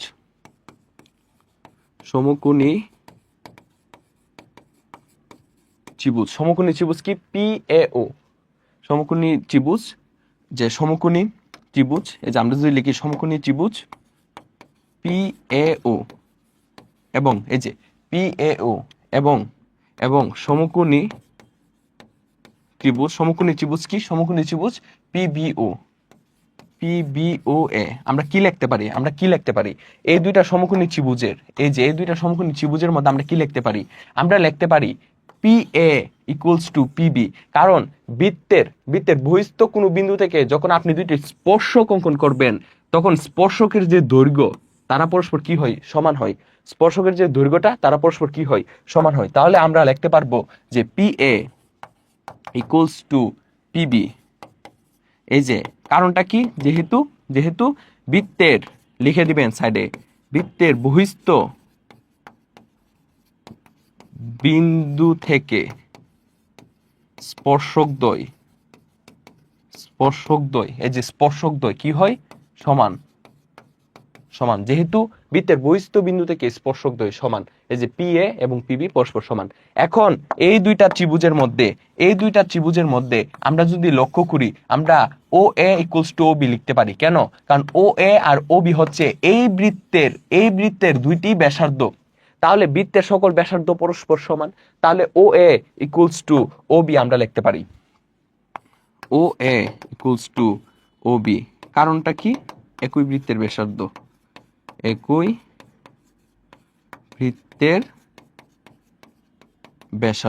একই বৃত্তের ব্যাসার্ধ। তাহলে আমরা কি লিখতে পারি? O A equals to O B. So এই দুইটা ত্রিভুজ যেহেতু সমকোণী ত্রিভুজ, তাহলে অবশ্যই এই কোণ পরস্পর সমান। সো সমকোণী ত্রিভুজের আমরা জানি কি? আচ্ছা, এখানে সমকোণী ত্রিভুজ আর বলা দরকার নাই। এই যে দেখেন এখানে ওপি উভয় ত্রিভুজের মধ্যে আছে। সো ওপিও লিখতে পারেন, সমস্যা নাই। সো ওপি ইকুয়ালস টু ওপি, কারণ উভয় ত্রিভুজের মধ্যে ওপিটা কমন। দেখেন ওপি, এই যে এই ত্রিভুজের মধ্যে ওপি আছে, এই ত্রিভুজের মধ্যে ওপি আছে। তাহলে ওপি হচ্ছে কি? সাধারণ বাহু। কি? সাধারণ বাহু। তাহলে সুতরাং আমরা কি লিখতে পারি? যে ত্রিভুজ পিএও, এই যে পিএও সর্বসম ত্রিভুজ কি? পিবিও। এই যে এই দুইটা ত্রিভুজ আমরা সর্বসম আমরা প্রমাণ করলাম। যেহেতু এই দুইটা ত্রিভুজ সর্বসম, তাহলে এই দুইটা ত্রিভুজের অনুরূপ বাহু এবং অনুরূপ কোণগুলোও পরস্পর সমান হবে। তাহলে এই দুইটা ত্রিভুজের মধ্যে দেখেন এই যে কোণটা, এই ত্রিভুজের এই কোণ এবং এই ত্রিভুজের এই কোণ তাহলে পরস্পর কি হবে? সমান হবে। ঠিক আছে, তাহলে আমরা কি লিখতে পারি যে সুতরাং অ্যাঙ্গেল POA অর্থাৎ এই কোণটা এবং এই ত্রিভুজের POB এই কোণটা পরস্পর কি হবে? সমান হবে, যেহেতু সর্বসম। সুতরাং angle POA equals to angle POB তারও পরস্পর কি হবে? সমান হবে। ঠিক আছে, সো এটাকে আমরা কি লিখতে পারি? এটাকে যদি আমরা একটু ছোট করে লিখি, অর্থাৎ POA এইটাকে যদি আমরা মনে করেন এখানে AB এবং PO পরস্পর কি বিন্দুতে ছেদ করছে, এটা আগে লিখে দিন। তাহলে দেখেন, এই যে দেখেন, তাহলে আমরা কি করতে পারি? এখানে জাস্ট কি লিখছি যে PO AB কে পরস্পর ই বিন্দুতে ছেদ করছে, এটা হচ্ছে প্রথমে লিখে দিন। ঠিক আছে, সো এখন দেখেন, এখন আমরা কি লিখতে পারি? আমরা এই যে POA কে আমরা কি লিখতে পারি? EOA, কোণের জায়গায় কোণই থাকলো, এবং POB কে কি লিখতে পারি?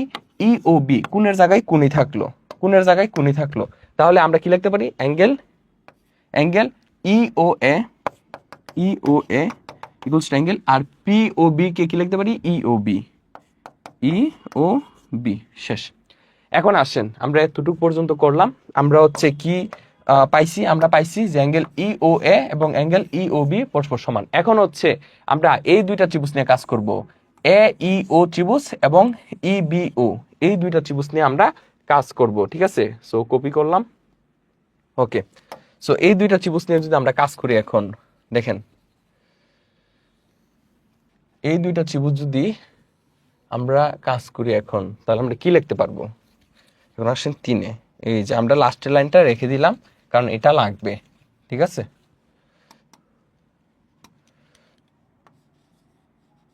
ওকে, সো আমরা হচ্ছে লাস্টের লাইনটা রেখে দিলাম।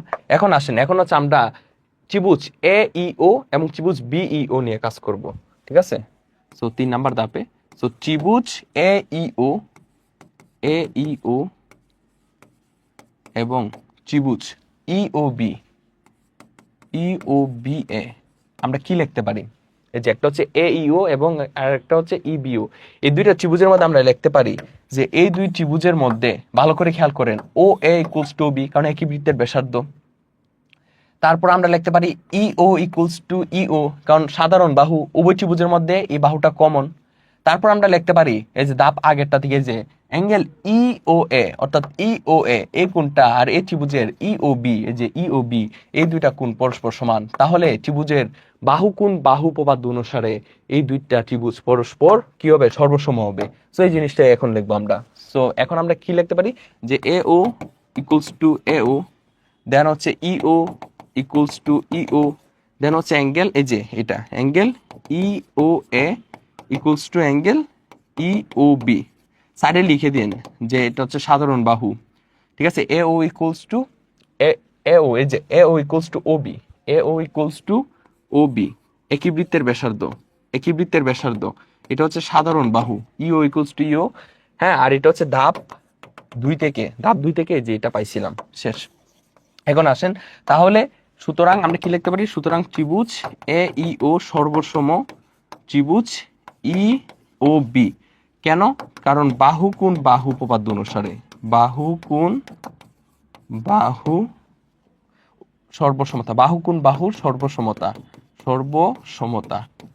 ঠিক আছে, তাহলে এই দুই ত্রিভুজ আমরা কি পাইছি? সর্বসম পাইছি। এই ত্রিভুজ এবং এই ত্রিভুজ পরস্পর সমান। তাহলে এই দুই ত্রিভুজের অনুরূপ বাহু এবং অনুরূপ কোণগুলো পরস্পর সমান হবে। তাহলে AE এর অনুরূপ বাহু হচ্ছে EB, তাহলে এটা পরস্পর সমান। এবং অ্যাঙ্গেল AEO এই কোণ এবং অ্যাঙ্গেল BEO এই কোণও কি পরস্পর সমান। ঠিক আছে, তাহলে আমরা কি লিখতে পারি? যে সুতরাং AE ইকুয়ালস টু EB এবং আচ্ছা EB সুন্দর করে লিখি, EB, এই যে AE ইকুয়ালস টু EB এবং angle AEO equals to angle BEO, angle কি? অ্যাঙ্গেল BEO, এই যে এই দুইটা কোনো পরস্পর সমান। এই দুইটা কোণ পরস্পর কি হবে, সমান হয়ে যাবে। কিন্তু এখানে দেখেন যেহেতু এই দুইটা কোণ পরস্পর সমান এবং এই টোটাল কোণের মান কত, 180 ডিগ্রি, 180 ডিগ্রি, এই টোটাল কোণের মান 180 ডিগ্রি, তার মধ্যে এই কোণ পরস্পর সমান, তাহলে আলাদা আলাদা ভাবে প্রত্যেকটা কোণ কত ডিগ্রি করে হবে, 90 ডিগ্রি, কারণ 90 ডিগ্রি প্লাস 90 ডিগ্রি হয় 180 ডিগ্রি, ঠিক আছে। সো আলাদা আলাদা ভাবে এই দুইটা কোণ কি হবে, 90 ডিগ্রি, মানে সমকোণ হবে। সো আমরা কি লিখবো, যেহেতু যেহেতু যেহেতু কোণ দ্বয় কি সন্নিহিত কোণ, এই যে কোণ দ্বয়, এই যে অ্যাঙ্গেল এ ই ও এবং অ্যাঙ্গেল ই বি ও, এরা পরস্পর কি সন্নিহিত কোণ, তাহলে যেহেতু কোণ দ্বয় সন্নিহিত কোণ, তো সুতরাং আমরা কি লিখতে পারি যে angle A E O equals to angle BEO equals to কত, এক সমকোণ, এক সমকোণ করে। তাহলে আমরা লিখতে পারি যে ও ই যেহেতু এক সমকোণ করে, এই যে এক সমকোণ করে, তাহলে আমরা কি লিখতে পারি, ও ই যে বাহুটা আছে, ওই বাহুটা হচ্ছে এ বি এর কি, এই যে লম্ব দ্বিখণ্ডক, লম্ব কেন, এই যে লম্ব, ঠিক আছে, লম্ব দ্বিখণ্ডক, তাহলে ওই বাহুটা এ বি এর কি হবে, লম্ব দ্বিখণ্ডক। তাহলে সুতরাং ও ই কি হয়েছে, এ বি এর লম্ব দ্বিখণ্ডক, এ বি এর লম্ব দ্বিখণ্ডক, এ বি এর লম্ব দ্বিখণ্ডক, যেহেতু ও ই এ বি এর লম্ব দ্বিখণ্ডক, দেখেন যেহেতু ও ই এ বি এর লম্ব দ্বিখণ্ডক, তাহলে আমরা লিখতে পারি ও পিও, এই যে ও পিও এ বি এর লম্ব দ্বিখণ্ডক, বা ও ই ও পি এই যে ও ই যেহেতু এ বি এর লম্ব দ্বিখণ্ডক, তাহলে আমরা ও পি কি বলতে পারি, এ বি এর লম্ব দ্বিখণ্ডক। সো ও পিও কি হবে, এ বি এর লম্ব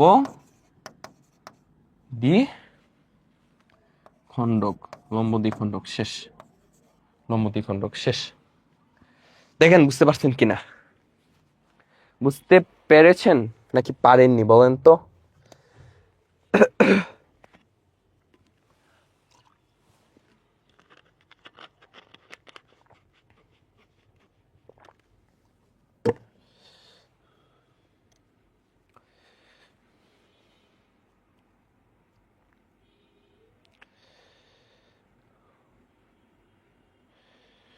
ঠিক আছে, আই থিঙ্ক আপনারা বুঝতে পারছেন। তারপর নেক্সট দেখেন, প্রমাণ করো যে দুইটি বৃত্ত এক কেন্দ্রিক হলে এবং বৃহত্তর বৃত্তটির কোনো যা ক্ষুদ্রতর বৃত্তটিকে স্পর্শ করলে উক্ত যা স্পর্শ বিন্দুতে সমদ্বিখণ্ডিত হয়। সো আমাকে এখানে কি বলছে, আমি যদি একটু দেখি, এখানে দেখেন দুইটা বৃত্ত নিব আমরা, দুইটা বৃত্তে মানে একই কেন্দ্র বিশিষ্ট দুইটা বৃত্ত, ঠিক আছে, একই কেন্দ্র বিশিষ্ট দুইটা বৃত্ত। সো এই যে দুইটা বৃত্ত আমরা দেখতে পাচ্ছি, এই দুইটা বৃত্তের কেন্দ্র কি একই, কোনটা কেন্দ্র, এই যে কেন্দ্র ও, এই দুইটার বৃত্তের একই কেন্দ্র বিশিষ্ট, ঠিক আছে। কি বলছে, দুইটি বৃত্ত এক কেন্দ্রিক হলে, এক কেন্দ্রিক মানে কি, এই দুইটা বৃত্তের কেন্দ্র একই। এর মধ্যে মনে করেন একটা বৃত্ত হচ্ছে, এই বৃত্তের নামকরণ করতে হবে, কি করতে হবে, বৃত্তের নামকরণ করতে হবে। সো আমরা যদি বৃত্তের নামকরণ করি, ঠিক আছে, এই যে আমরা যদি বৃত্তের নামকরণ করি, তাহলে বাইরের যে বৃত্তটা এটা হচ্ছে এ বি সি বৃত্ত, আর ভিতরে যে বৃত্তটা এটা হচ্ছে পি কিউ আর বৃত্ত, ঠিক আছে। সো এখানে দুইটা বৃত্ত আছে, একটা বৃত্ত কি ভাই, একটা বৃত্ত হচ্ছে এ বি সি যেটা হচ্ছে বাইরের বৃত্ত, আরেকটা বৃত্ত হচ্ছে পি কিউ আর ভিতরের বৃত্ত, এবং উভয় বৃত্তের কেন্দ্র একটাই, অর্থাৎ পি কিউ আর এই বৃত্তের কেন্দ্র ও, এবং এ বি সি এই বৃত্তের কেন্দ্র কি হবে, ওই হবে, ঠিক আছে। এখন আমাকে প্রমাণ করতে বলছে যে স্পর্শ করলে উক্ত যা এই যাটা কি বলছে, স্পর্শ বিন্দুতে সমদ্বিখণ্ডিত হয়। এই যাটা স্পর্শ বিন্দু কোনটা, কিউ হচ্ছে তার স্পর্শ বিন্দু, কিউ বিন্দুতে কি হবে, এই যে কিউ বিন্দুতে কি হবে, সমদ্বিখণ্ডিত হবে।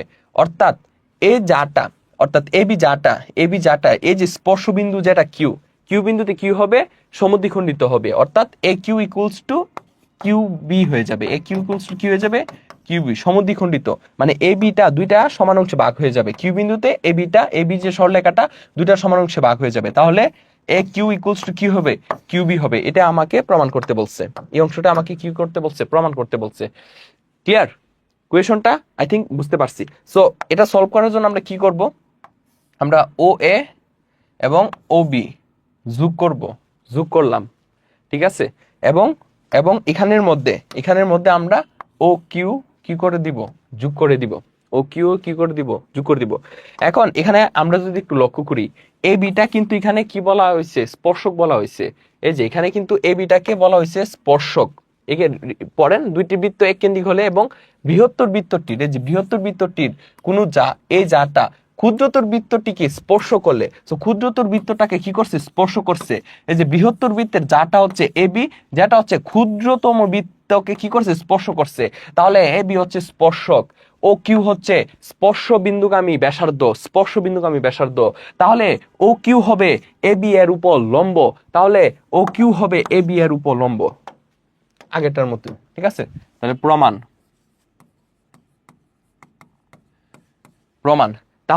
তাহলে আমরা কি বলবো, যে বৃহত্তর বৃত্তটির যা, যে বৃহত্তর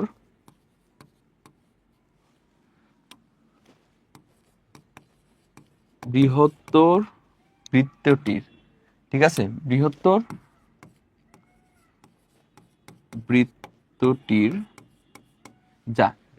বৃত্তটির যা কি, এ বি, বৃহত্তর বৃত্তটির যা এ বি ক্ষুদ্রতম,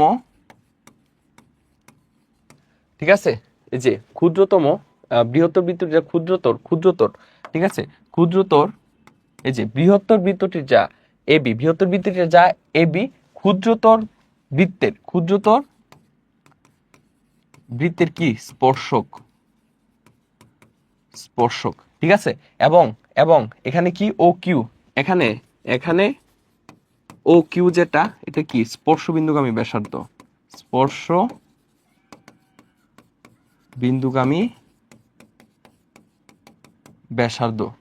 কি স্পর্শ বিন্দুগামী ব্যাসার্ধ। সুতরাং আমরা কি লিখতে পারি, যেহেতু ও কিউ হচ্ছে স্পর্শ বিন্দুগামী ব্যাসার্ধ আর এ বি স্পর্শক, তাহলে ও কিউ লম্ব কি হবে, এ বি হবে, ও কিউ লম্ব এ বি, তাহলে অ্যাঙ্গেল ও কিউ এ কোণ এবং angle O Q B A কোণ কত করে হবে, এক সমকোণ করে হবে, ঠিক আছে। তো সুতরাং angle O Q A equals to angle O Q B উভয়টা কি হবে, এক সমকোণ মানে 90 ডিগ্রি, এক সমকোণ মানে 90 ডিগ্রি করে হবে। তাহলে যেহেতু 90 ডিগ্রি করে, এই কোণটাও 90 ডিগ্রি, এই কোণটাও 90 ডিগ্রি, তাহলে এই কোণটা একটা সমকোণী ত্রিভুজ, এই কোণটাও কি হবে, একটা সমকোণী ত্রিভুজ। এখন এই দুই সমকোণী ত্রিভুজ সর্বসমতা আমরা দেখাবো, ঠিক আছে। সো এখন আসেন সমকোণী ত্রিভুজ এ এ কিউ এবং সমকোণী ত্রিভুজ ও কিউ বি এ, আমরা কি লিখতে পারি, এই দুইটা সমকোণী ত্রিভুজের মধ্যে আমরা কি লিখতে পারি, আমরা লিখতে পারি যে ও A equals to O B. কেন? কারণ হচ্ছে ও এ ও বি হচ্ছে বৃহত্তর যে বৃত্তটা আমরা দেখতে পাচ্ছি, এই বৃহত্তর বৃত্তের দুইটা ব্যাসার্ধ, তাহলে বৃত্তের একই বৃত্তের মানে যতগুলা ব্যাসার্ধ নেন সব ব্যাসার্ধ কি হয়, পরস্পর সমান হয়, তাহলে O A equals to O B হবে। তারপর O Q equals to O Q, কেন? কারণ এই ত্রিভুজের ও কিউ বাহু এবং এই ত্রিভুজের ও কিউ বাহু কি কমন, মানে সাধারণ, তাহলে দুইটা পরস্পর সমান হবে, ঠিক আছে। এবং এখানের মধ্যে যে অ্যাঙ্গেল দেখতে পাচ্ছি, অ্যাঙ্গেল ও কিউ এ এবং এই ত্রিভুজের অ্যাঙ্গেল ও কিউ বি দুটো পরস্পর সমান, কারণ এক সমকোণ করে, তাহলে ত্রিভুজ দুইটা কি হবে, সর্বসম হবে। সো আমরা কি লিখতে পারি, সমকোণী ত্রিভুজ ও এ কিউ এবং সমকোণী ত্রিভুজ ও কিউ বি এ, আমরা কি লিখতে পারি যে A O equals to O B, কারণ একই বৃত্তের ব্যাসার্ধ। দেন হচ্ছে O Q equals to O Q, কি সাধারণ বাহু। দেন হচ্ছে আমরা লিখতে পারি অ্যাঙ্গেল ও কিউ এ, এটা সাধারণ বাহু লিখে দিবেন। দেন হচ্ছে angle O Q A equals to angle O Q B, কেন? কারণ উভয় এক সমকোণ করে। তো সুতরাং ত্রিভুজ ও এ কিউ সর্বসম ত্রিভুজ কি হবে, ও কিউ বি ও কিউ বি, অর্থাৎ এই দুইটা ত্রিভুজ কি হচ্ছে সর্বসম, এই ত্রিভুজ এবং এই ত্রিভুজ সর্বসম হচ্ছে, মানে পরস্পর সমান হচ্ছে। তাহলে যেহেতু এই দুই ত্রিভুজ পরস্পর সমান, তাহলে অবশ্যই এ কিউ এবং কিউ বি পরস্পর সমান। কেন? কারণ অনুরূপ বাহুগুলো পরস্পর সমান হবে। তো সুতরাং আমরা কি লিখতে পারি? সুতরাং A Q equals to Q B, এই যে A Q equals to Q B, এই যে A Q equals to Q B, এই যে আমার প্রমাণ অংশটা চলে আসছে।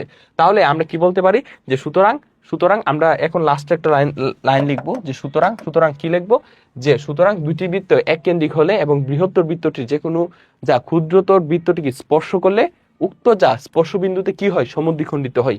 এই লাইনটা লিখে দিব, শেষ। ঠিক আছে, এই যে A Q equals to Q B আমার প্রমাণ হয়ে গেছে। বুঝতে পারছি?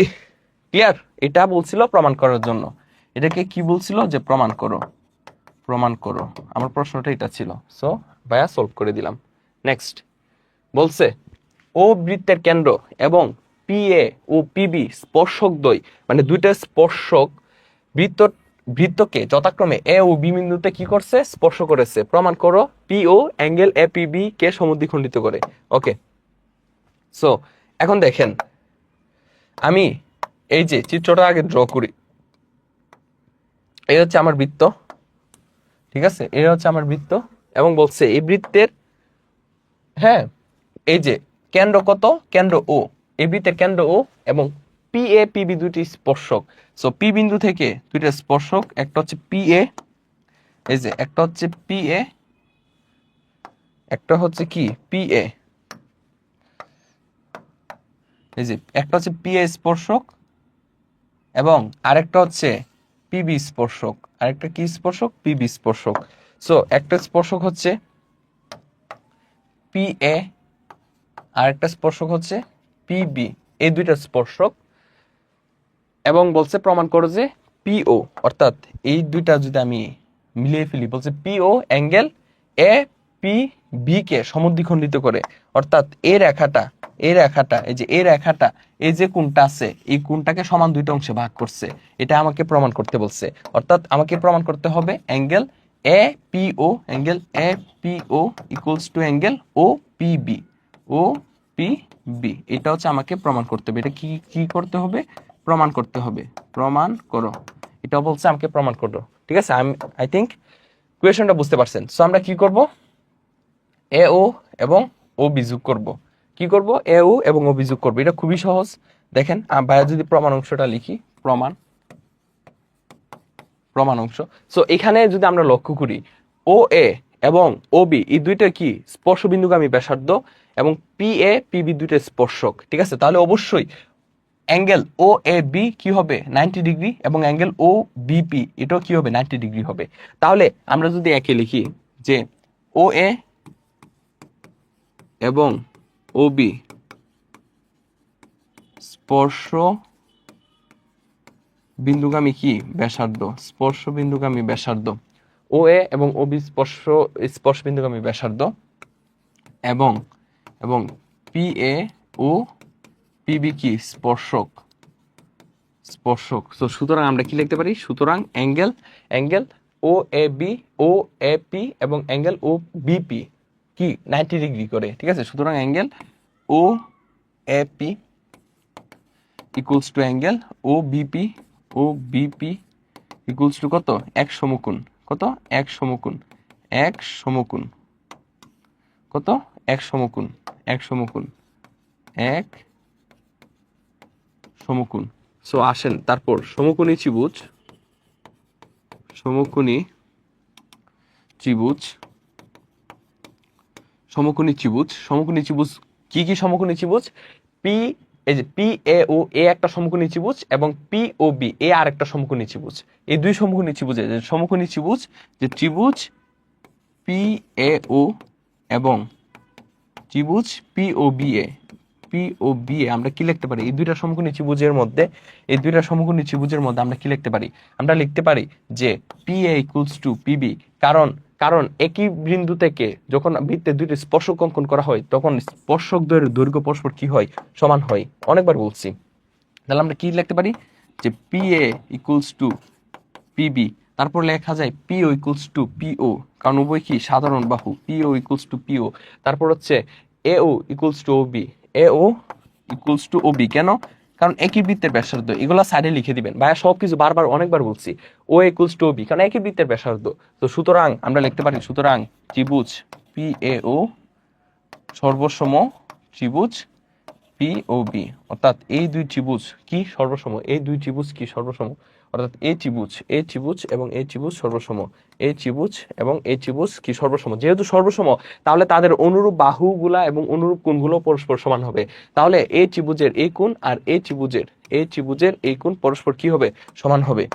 ঠিক আছে, তো সুতরাং আমরা কি লিখতে পারি, যে সুতরাং angle A P O equals to angle O P B, O P B, এই যে angle A P O equals to angle O P B. ঠিক আছে, যে angle A P O equals to angle O P B, O P B, বিটা সুন্দর করে লিখি যে O P B, O P B. শেষ শেষ, বুঝতে পারছি, বুঝা গেছে, বুঝা গেছে কিউট কিউট বাচ্চারা। ওকে, সো আই থিঙ্ক আপনাদের ক্লিয়ার। ওকে, ফোকাসটা ঠিক করি, হ্যাঁ ঠিক আছে, ওকে সুপার। ওকে, সো এখন হচ্ছে আমরা হচ্ছে তিন কি 8.5 স্টার্ট করব। ঠিক আছে, 8.5 স্টার্ট করব। বেসিক আলোচনা দেখেন, 8.5 হচ্ছে অনেক অনেক অনেক সহজ এবং খুবই খুবই ইম্পর্টেন্ট। ঠিক আছে, খুবই খুবই ইম্পর্টেন্ট।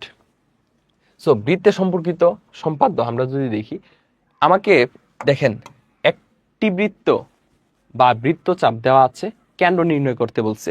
সো আমাকে যদি একটা বৃত্ত দেওয়া থাকে, তাহলে তার কেন্দ্র কিভাবে নির্ণয় করব, দেখেন এই হচ্ছে আমার একটা বৃত্ত দেওয়া আছে লাইক এরকম। সো এই বৃত্তের কেন্দ্র নির্ণয় করার জন্য আমরা কি করব, আমরা দুইটা ব্যাসার্ধ নিব, দুইটা হচ্ছে যা নিব, কি নিব, দুইটা যা, এ একটা এ একটা, দুইটা যা। অথবা এটা এরকম ভাবে বলতে পারি যে এটার কেন্দ্র নির্ণয় করার জন্য আমরা 3টা পয়েন্ট নিব।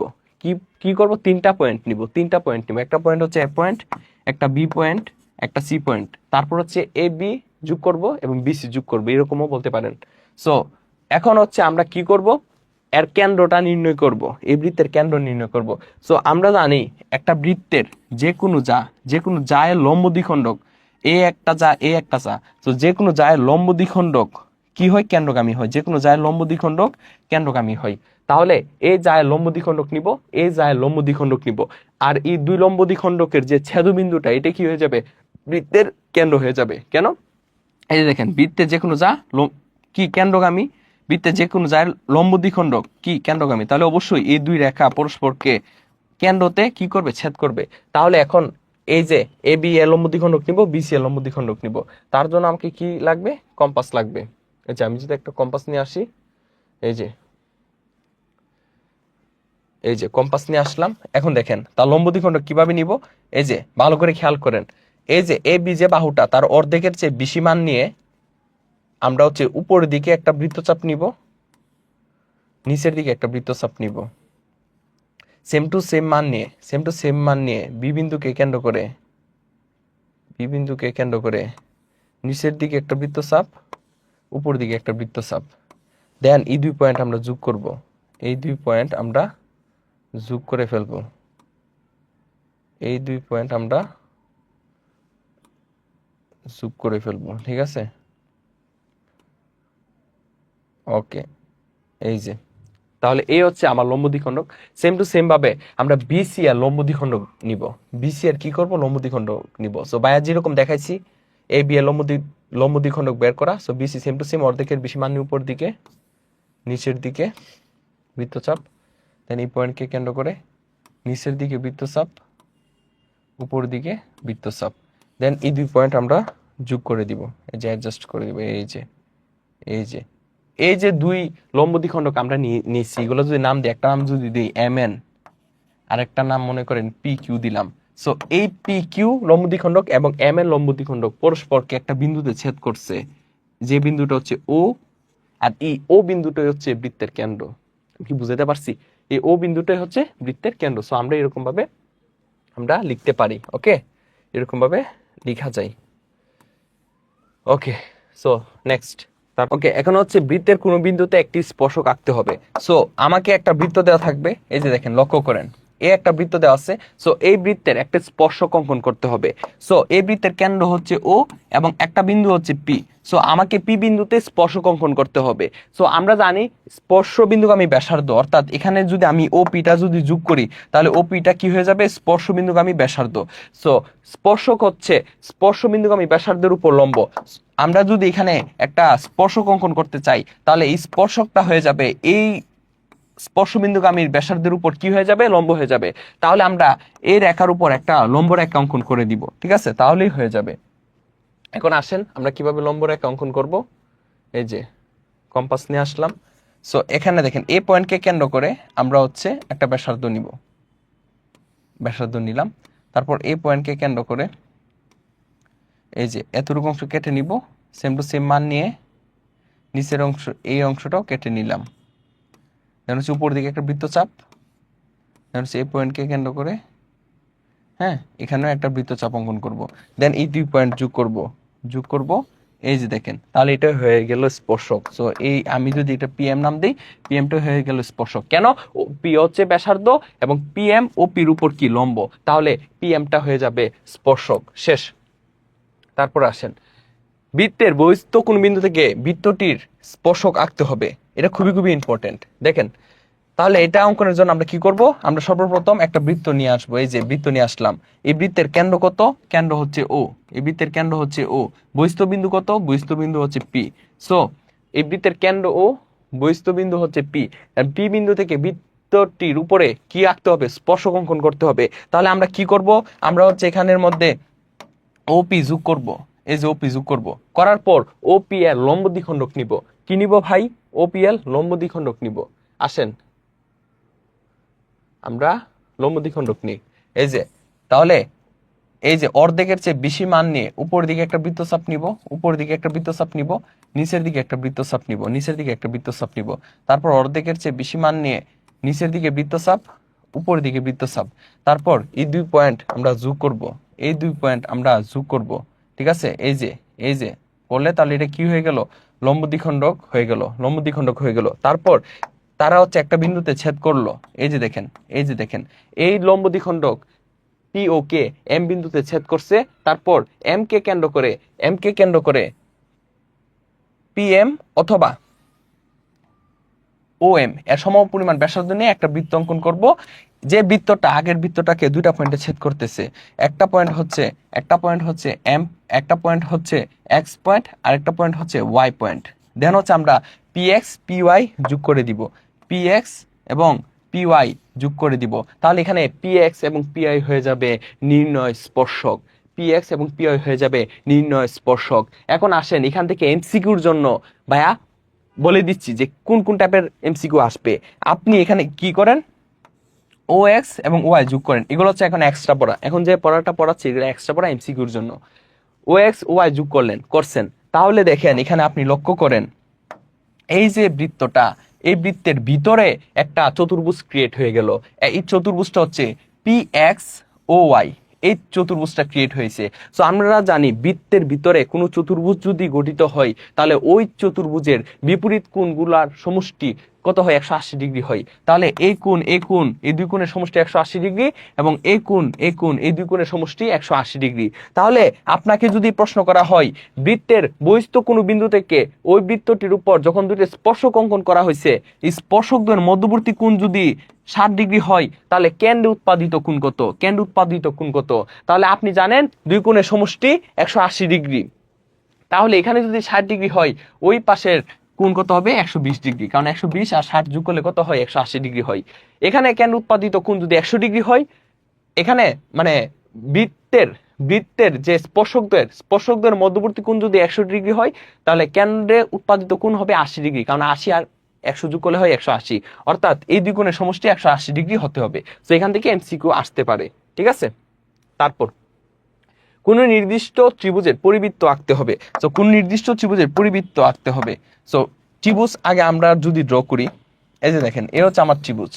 সো এই ত্রিভুজের পরিবৃত্ত অঙ্কন করতে হবে, অর্থাৎ এমন একটা বৃত্ত অঙ্কন করব যে বৃত্তটা এই ত্রিভুজের তিনটা শীর্ষবিন্দু দিয়ে যায়। তাহলে এখানে ত্রিভুজ হচ্ছে এ বিসি ত্রিভুজ, ঠিক আছে। সো এখন আমরা কি করব, এই পরিবৃত্ত অঙ্কনের জন্য এ বি এবং এসি বাহুর লম্ব দ্বিখণ্ডক নিতে হবে। কি নিতে হবে? লম্ব দ্বিখণ্ডক নিতে হবে, ঠিক আছে। তাহলে আমরা কিভাবে নিব? এই যে দেখেন, এসি এর লম্ব দ্বিখণ্ডক নেন, অর্ধেকের চেয়ে বেশি মান নিয়ে উপরের দিকে একটা বৃত্তচাপ, নিচের দিকে বৃত্তচাপ, তারপর এই যে, তাহলে নিচের দিকে বৃত্তচাপ, উপরের দিকে বৃত্তচাপ নেন, 2টা পয়েন্ট যোগ করে দেন, 2 পয়েন্ট যোগ করে দেন, এই যে দেন হচ্ছে আমরা এই 2 পয়েন্ট যোগ করে দিব। ওকে,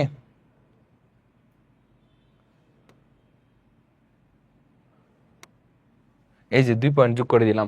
তারপর এ বি এর লম্ব দ্বিখণ্ডক নিতে হবে, এ বি এর লম্ব দ্বিখণ্ডক নিতে হবে। সো অর্ধেকের চেয়ে বেশি মান নিয়ে উপরের দিকে বৃত্তচাপ, নিচের দিকে বৃত্তচাপ, দেন হচ্ছে সেম টু সেম মান নিয়ে উপরের দিকে বৃত্তচাপ, নিচের দিকে বৃত্তচাপ নিব, দেন এই 2 পয়েন্ট যোগ করে দিব, এই 2 পয়েন্ট, এই যে এই 2 পয়েন্ট, এই পয়েন্ট আর এখানের মধ্যে মিলিত হয়েছে কোন পয়েন্টে?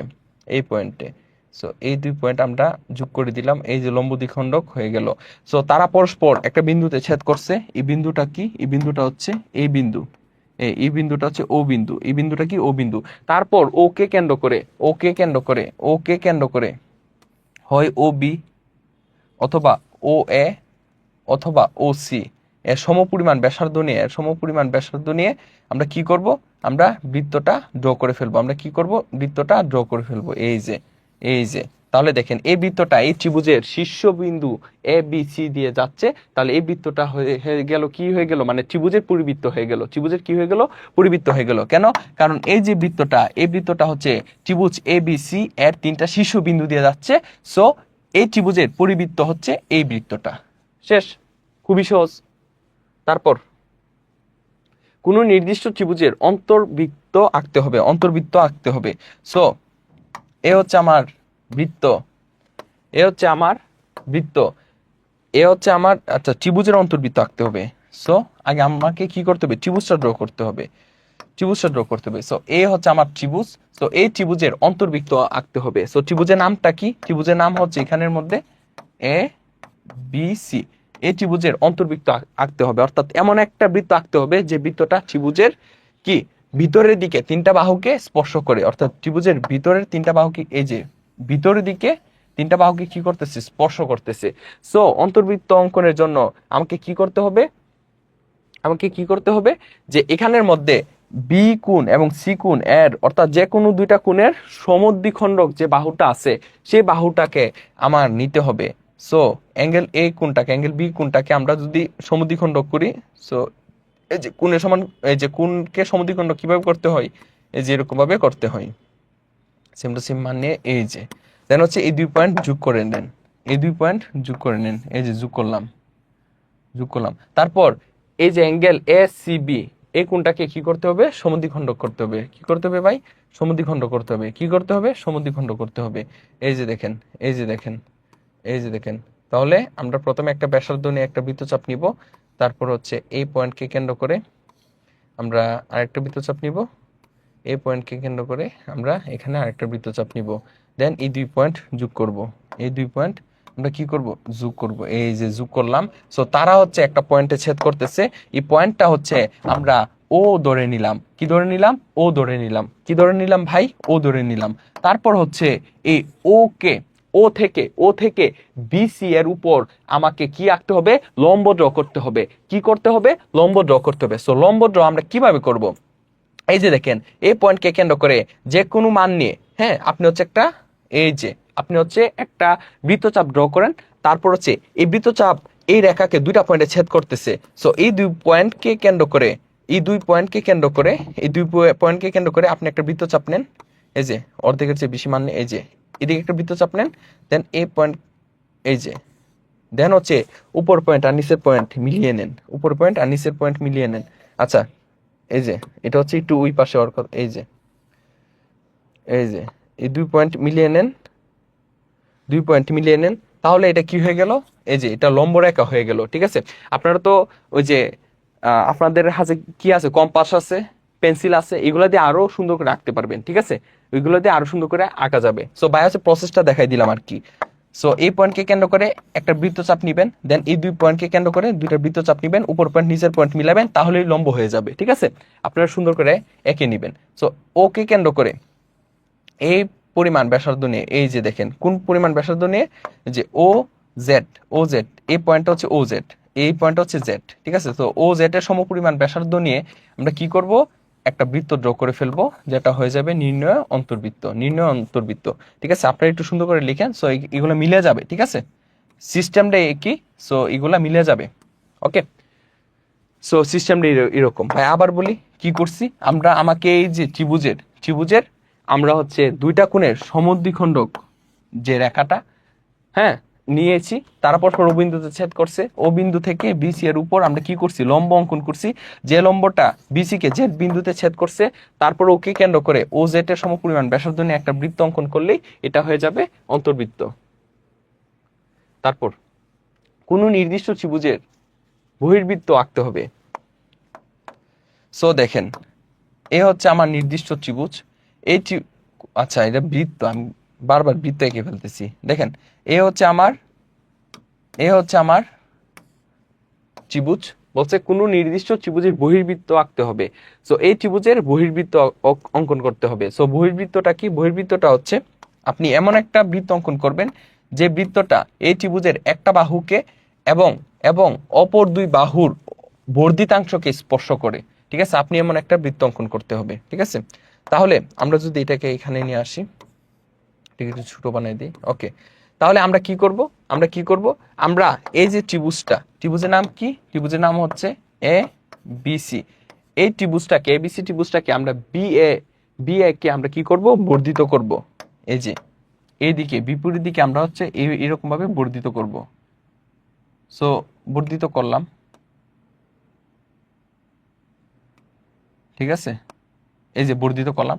তারপর এই বিসি রেখাকেও কি করব, এদিকে বর্ধিত করব। এই যে বর্ধিত করলাম।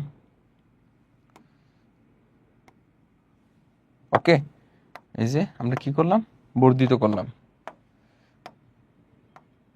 ওকে, যত সুন্দর করে আঁকা যায় আর কি। আচ্ছা, বর্ধিত করলাম। বর্ধিত করার পর এই বর্ধিত কোণ যেটা, একটা হচ্ছে অ্যাঙ্গেল এ সি জেড, একটা কোণ হচ্ছে angle C A Y. So আমাকে এমন একটা বৃত্ত ড্র করতে হবে, বহির্বৃত্ত কি, এমন একটা বৃত্ত ড্র করব যে বৃত্তটা হচ্ছে এই ত্রিভুজের একটা বাহুকে স্পর্শ করে, এই যে একটা বাহুকে স্পর্শ করতেছে, এবং অপর দুই বাহুর বর্ধিতাংশকে স্পর্শ করে, এই যে বর্ধিতাংশকে এই বৃত্তটা স্পর্শ করতেছে। অর্থাৎ এই বৃত্তটা তিনটা বাহুকে স্পর্শ করবে, এই বাহু এবং এই বাহুটাকে স্পর্শ করবে। সো এটা আমরা কিভাবে ড্র করব, দেখেন, আমরা হচ্ছে এখানে কম্পাস নিয়ে আসবো। আমরা হচ্ছে এই যে বহিস্থ যে দুইটা কোণ, এই দুই কোণের সমদ্বিখণ্ড করব। কি করব, সমদ্বিখণ্ড করব এই দুইটা কোণকে। সো এই দুই কোণকে কিভাবে সমদ্বিখণ্ড করা যায়, এই যে দেখেন, আমরা যদি এখানে একটা বৃত্তচাপ নিই, এই যে বৃত্তচাপ নিলাম, দেন হচ্ছে এই পয়েন্টকে কেন্দ্র করে উপর, এই যে এই পয়েন্টকে কেন্দ্র করে আমরা হচ্ছে এই যে একটা বৃত্তচাপ এবং সেম টু সেম মান নিয়ে এই যে এরকম ভাবে নিব। ঠিক আছে, দেন হচ্ছে এই দুই পয়েন্ট যোগ করব, এই যে যোগ করলাম। তারপর কি করব, এই কোণটাকে সেম টু সেম ভাবে সমদ্বিখণ্ড করতে হবে। কি করতে হবে ভাই, সমদ্বিখণ্ড করতে হবে। তাহলে আমরা যে কোনো একটা মান নিয়ে একটা বৃত্তচাপ নিব, এবং তারপর হচ্ছে উপর দিকে একটা বৃত্তচাপ, এবং এই যে দেখেন উপর দিকে কি করব, হ্যাঁ, উপর দিকে হচ্ছে আমরা, সরতেছে না কেন, দেখেন উপর দিকে হচ্ছে আমরা ওয়েট, সো আমরা হচ্ছে যে কোনো পরিমাণ একটা, যে কোনো মান নিয়ে, যে কোনো পরিমাণ ব্যাসার্ধ নিয়ে একটা বৃত্তচাপ নিব। এই যে বৃত্তচাপ নিলাম, দেন হচ্ছে এই পয়েন্টকে কেন্দ্র করে আবার বৃত্তচাপ নিতে হবে, এদিকে একটা সেম টু সেম মান নিয়ে, এদিকে একটা, দেন হচ্ছে এই দুই পয়েন্ট আমরা যোগ করে দিব, এই দুই পয়েন্ট যোগ করে দিব।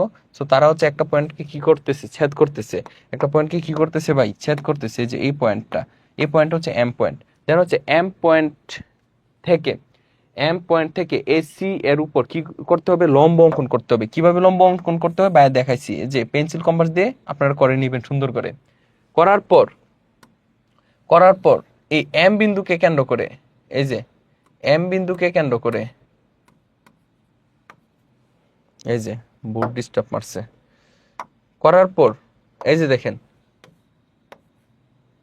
আচ্ছা এখানে এটা কাজ করতেছে না, এই যে এম বিন্দুকে কেন্দ্র করে এই মানটা নিয়ে, এই যে লম্ব যে রেখাটা নিছিলেন এই মানটা নিয়ে আপনি যদি একটা বৃত্ত অঙ্কন করেন, আপনি দেখবেন এই বৃত্তটা হচ্ছে কি করতেছে, স্পর্শ করতেছে বাকিগুলাকে, বাকি যে বাহুগুলা আছে এগুলাকে কি করতেছে, স্পর্শ করতেছে। এই যে তাহলে এটা হয়ে গেল বহির্বৃত্ত। কেন বহির্বৃত্ত? কারণ এই বৃত্তটা কি করতেছে, এসি বাহুকে, সিজেড বাহুকে এবং এ ওয়াই বাহুকে কি করতেছে, স্পর্শ করতেছে। ঠিক আছে ভাই, হচ্ছে আপনাদের সিস্টেমগুলো দেখাই দিচ্ছি যে আসলে কিভাবে ড্র করতে হবে, সো আমরা কি করেছি, আমাদেরকে যে ত্রিভুজটা দেওয়া ছিল এই ত্রিভুজের দুইটা বাহুকে বর্ধিত করেছি, তারপর দুইটা যে বহিস্থ কোণ দুইটার সমদ্বিখণ্ড রেখা নিয়েছি, তারা পরস্পরে কে এম বিন্দুতে ছেদ করেছে। দেন হচ্ছে এম থেকে এসি এর উপর কি করছি, লম্ব রেখা অঙ্কন করছি। দেন এম কে কেন্দ্র করে এই বাহুটার মান নিয়ে একটা বৃত্ত অঙ্কন করেছি। সো এটা হয়ে গেল নির্ণয় বহির্বৃত্ত। এখন বোর্ডে যদি কম্পাস নিয়ে আসি তাহলে হচ্ছে বোর্ড হ্যাং হয়ে যাবে। ঠিক আছে, বোর্ড হ্যাং হয়ে যাবে। সো এখন হচ্ছে আমরা অনুশীলনী প্রশ্নের মধ্যে ঢুকলাম। দেখেন অনুশীলনী প্রশ্নগুলো দেখেন।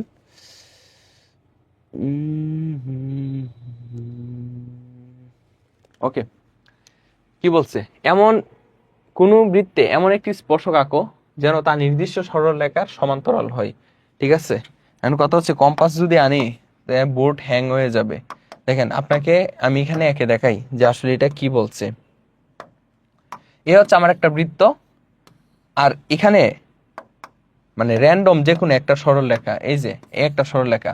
সো এই বৃত্তে আপনি একটা স্পর্শক অঙ্কন করবেন, যে স্পর্শকটা এই সরলরেখার সমান্তরাল, অর্থাৎ এরকম একটা স্পর্শক অঙ্কন করবেন। সো আপনাকে কি করতে হবে, এই বৃত্তের যে কেন্দ্র ও আর এই যে রেখাটা দেওয়া ছিল এটা হচ্ছে এবি। সো ও থেকে এবি এর উপর কি করতে হবে, লম্ব অঙ্কন করতে হবে। করতে হবে লম্ব।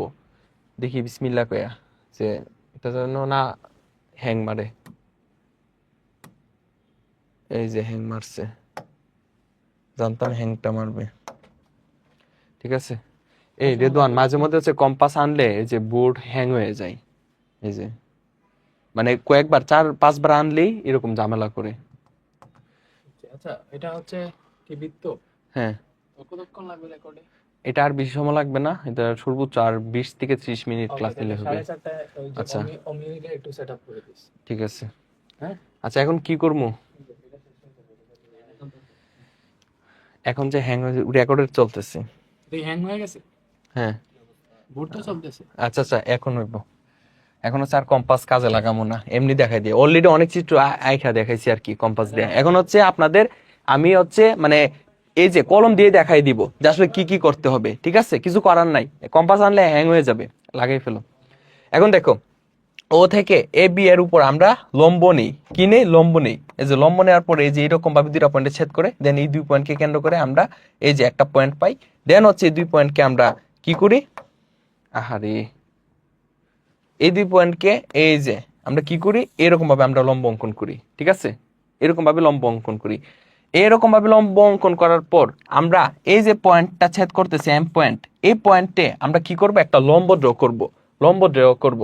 কার উপর, এই যে ও এক্স রেখার উপর এই যে ও এম যেটা আছে এম কে কেন্দ্র করে আমরা এখানে কি করব, একটা লম্ব অঙ্কন করব। এই যে লম্ব অঙ্কন করলাম এবং তাকে বিপরীত দিকে বর্ধিত করব। তাহলে এই দুই রেখা দেখেন কি হয়ে গেছে, দুই রেখা পরস্পর সমান্তরাল হয়ে গেছে। এবং এই যে সরলরেখাটা আমরা দেখতে পাচ্ছি, এই সরলরেখাটা কি হয়ে গেল, এই যে এই সরল রেখা যেটা এটা হচ্ছে একদার স্পর্শক এবং একদারে এ বি এর সমান্তরাল রেখা হয়ে গেল। সো এই হচ্ছে আমার এম এন স্পর্শক, যেটা হচ্ছে এ বি সরলরেখা এ বি এর সমান্তরাল হয়ে গেল এবং এম এন হচ্ছে স্পর্শক। সো এরকম ভাবে আমরা সমান্তরাল রেখা অঙ্কন করি। তো ভাই আবার বলি কি করছি, আমরা হচ্ছে এই একটা বৃত্ত দেওয়া আছে, আর এ আমার র্যান্ডমলি যে কোনো একটা আহ, একটা সরলরেখা দেওয়া আছে। সো আমাকে বলছে যে এই রেখার সমান্তরাল স্পর্শক অঙ্কন করতাম। সো আমরা কি করছি, এই পয়েন্টকে কেন্দ্র করে আমরা হচ্ছে একটা লম্ব রেখা অঙ্কন করছি, যে রেখাটা এম বিন্দুতে ছেদ করছে। দেন হচ্ছে এম বিন্দুতে আমরা লম্ব অঙ্কন করছি এবং তাকে পিছনের দিকে বর্ধিত করছি। পিছনের দিকে কি করছি, বর্ধিত করছি, যে রেখাটা হচ্ছে স্পর্শক স্পর্শক ঠিক আছে, এবং যেটা হচ্ছে এ বি এর সমান্তরাল, এ বি এর সমান্তরাল। বোঝা গেছে এখন?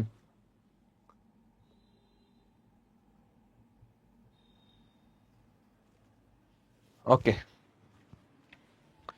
নেক্সট দেখেন, কোন বৃত্তের এমন একটি স্পর্শক আঁকো যেন তার নির্দিষ্ট সরলরেখার উপর লম্ব। সো দেখেন এটা আমরা কিভাবে করব, দেখেন ভাইয়া হচ্ছে প্রসেসটা দেখাই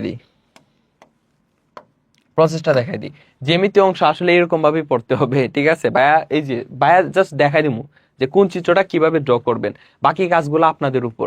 আপনার হচ্ছে কি করতে হবে, অনেক প্র্যাকটিস করতে হবে, ঠিক আছে, তাহলেই হবে। সো কোন বৃত্তে এমন একটি স্পর্শক আঁকো যেন তার নির্দিষ্ট সরলরেখার উপর লম্ব হয়। সো এই হচ্ছে আমার বৃত্ত, আর এ হচ্ছে আমার একটা সরলরেখা। সো আমাকে এমন একটা স্পর্শক অঙ্কন করতে হবে যে স্পর্শকটা হচ্ছে এই সরলরেখার উপর লম্ব, এই সরলরেখার উপর কি হবে, লম্ব হবে, ঠিক আছে? আমাকে এমন একটা স্পর্শক অঙ্কন করতে হবে, অর্থাৎ এই বৃত্তে এমন একটা স্পর্শক অঙ্কন করতে হবে, এই যে স্পর্শক অঙ্কন করতে হবে যে স্পর্শকটা হচ্ছে এই রেখার উপর কি লম্ব হয়। তাহলে আমরা কি করব, আমরা হচ্ছে আগেরটার মতো সেম টু সেম আমরা ও পয়েন্ট নিব, এবং এখানে হচ্ছে এ বি সরলরেখা, ও থেকে এ বি এর উপর আমরা কি নিব, লম্ব নিব। এই যে লম্ব রেখা অঙ্কন করব, লম্ব রেখা অঙ্কন করলাম।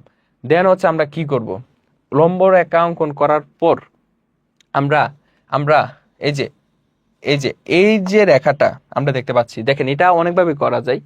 আমরা ও থেকে বির উপর লম্ব রেখাটা অঙ্কন করছি, করার পর এখানের মধ্যে আমরা ও থেকে এই যে এখানের মধ্যে আমরা যদি আরেকটা লম্ব অঙ্কন করি, দেখেন এখানে যদি আমরা আরেকটা লম্ব অঙ্কন করি তাহলে লম্বটা কিরকম হবে, এরকম হবে, এরকম হলো। দেন এই যে পয়েন্টটা ছেদিত হয়েছে, এই পয়েন্ট থেকে এটা যদি এক্স পয়েন্ট হয়, এই পয়েন্ট থেকে আমরা আরেকটা কি করব, লম্ব অঙ্কন করব, যে লম্বটা হচ্ছে নিচের দিকে এরকম হবে। তাহলে এই রেখাটা, এই যে রেখাটা এক্স এন, এই এক্স এন রেখাটাই হচ্ছে নির্ণয় স্পর্শক, এক্স এন রেখাটা হচ্ছে নির্ণয় স্পর্শক, যে স্পর্শকটা এ বি এর উপর লম্ব, এ বি এর উপর লম্ব, এবং এই বৃত্তের কি একটা স্পর্শক, ঠিক আছে? এটাই। সো এইগুলা যেগুলো আছে বাকিগুলো এগুলা পারবেন। এই যে দেখেন আপনাকে 3 সেন্টিমিটার 4 সেন্টিমিটার 4.5 সেন্টিমিটার বাহু বিশিষ্ট একটি ত্রিভুজের পরিবৃত্ত আঁকতে বলছে। তো পরিবৃত্ত কিভাবে অঙ্কন করতে হয় বাইরে দেখাইছি, আপনি জাস্ট আপনার স্কেলে সেন্টিমিটার দাগ কাটা আছে, সো আপনি হচ্ছে 3 সেন্টিমিটার নিলেন, 4 সেন্টিমিটার নিলেন, 4.5 সেন্টিমিটার নিলেন। সো এখান থেকে হচ্ছে আপনি জাস্ট আগে সর্বপ্রথম একটা ত্রিভুজ ড্র করবেন, দেন তার পরিবৃত্ত ড্র করবেন। এটাই, এটাই, আর কিছু না, ঠিক আছে? আর কিছু না। আচ্ছা, একটা জিনিস দুইবার চলে আসছে। ওকে, সো আমরা কোথায় ছিলাম? এই যে দেখেন, একটি বর্গের অন্তর্বৃত্ত উপরিবৃত্ত আঁকো। সো এ হচ্ছে আমার একটা বর্গ, এই বর্গের অন্তর্বৃত্ত আঁকতে হবে, পরিবৃত্ত আঁকতে হবে। সো আমরা কি করব, এই দুইটা কর্ণ যোগ করব। এই বর্গের এই এই দুইটা কর্ণ আমরা যদি নেই তাহলে তারা পরস্পরকে একটা বিন্দুতে কি করে, ছেদ করে।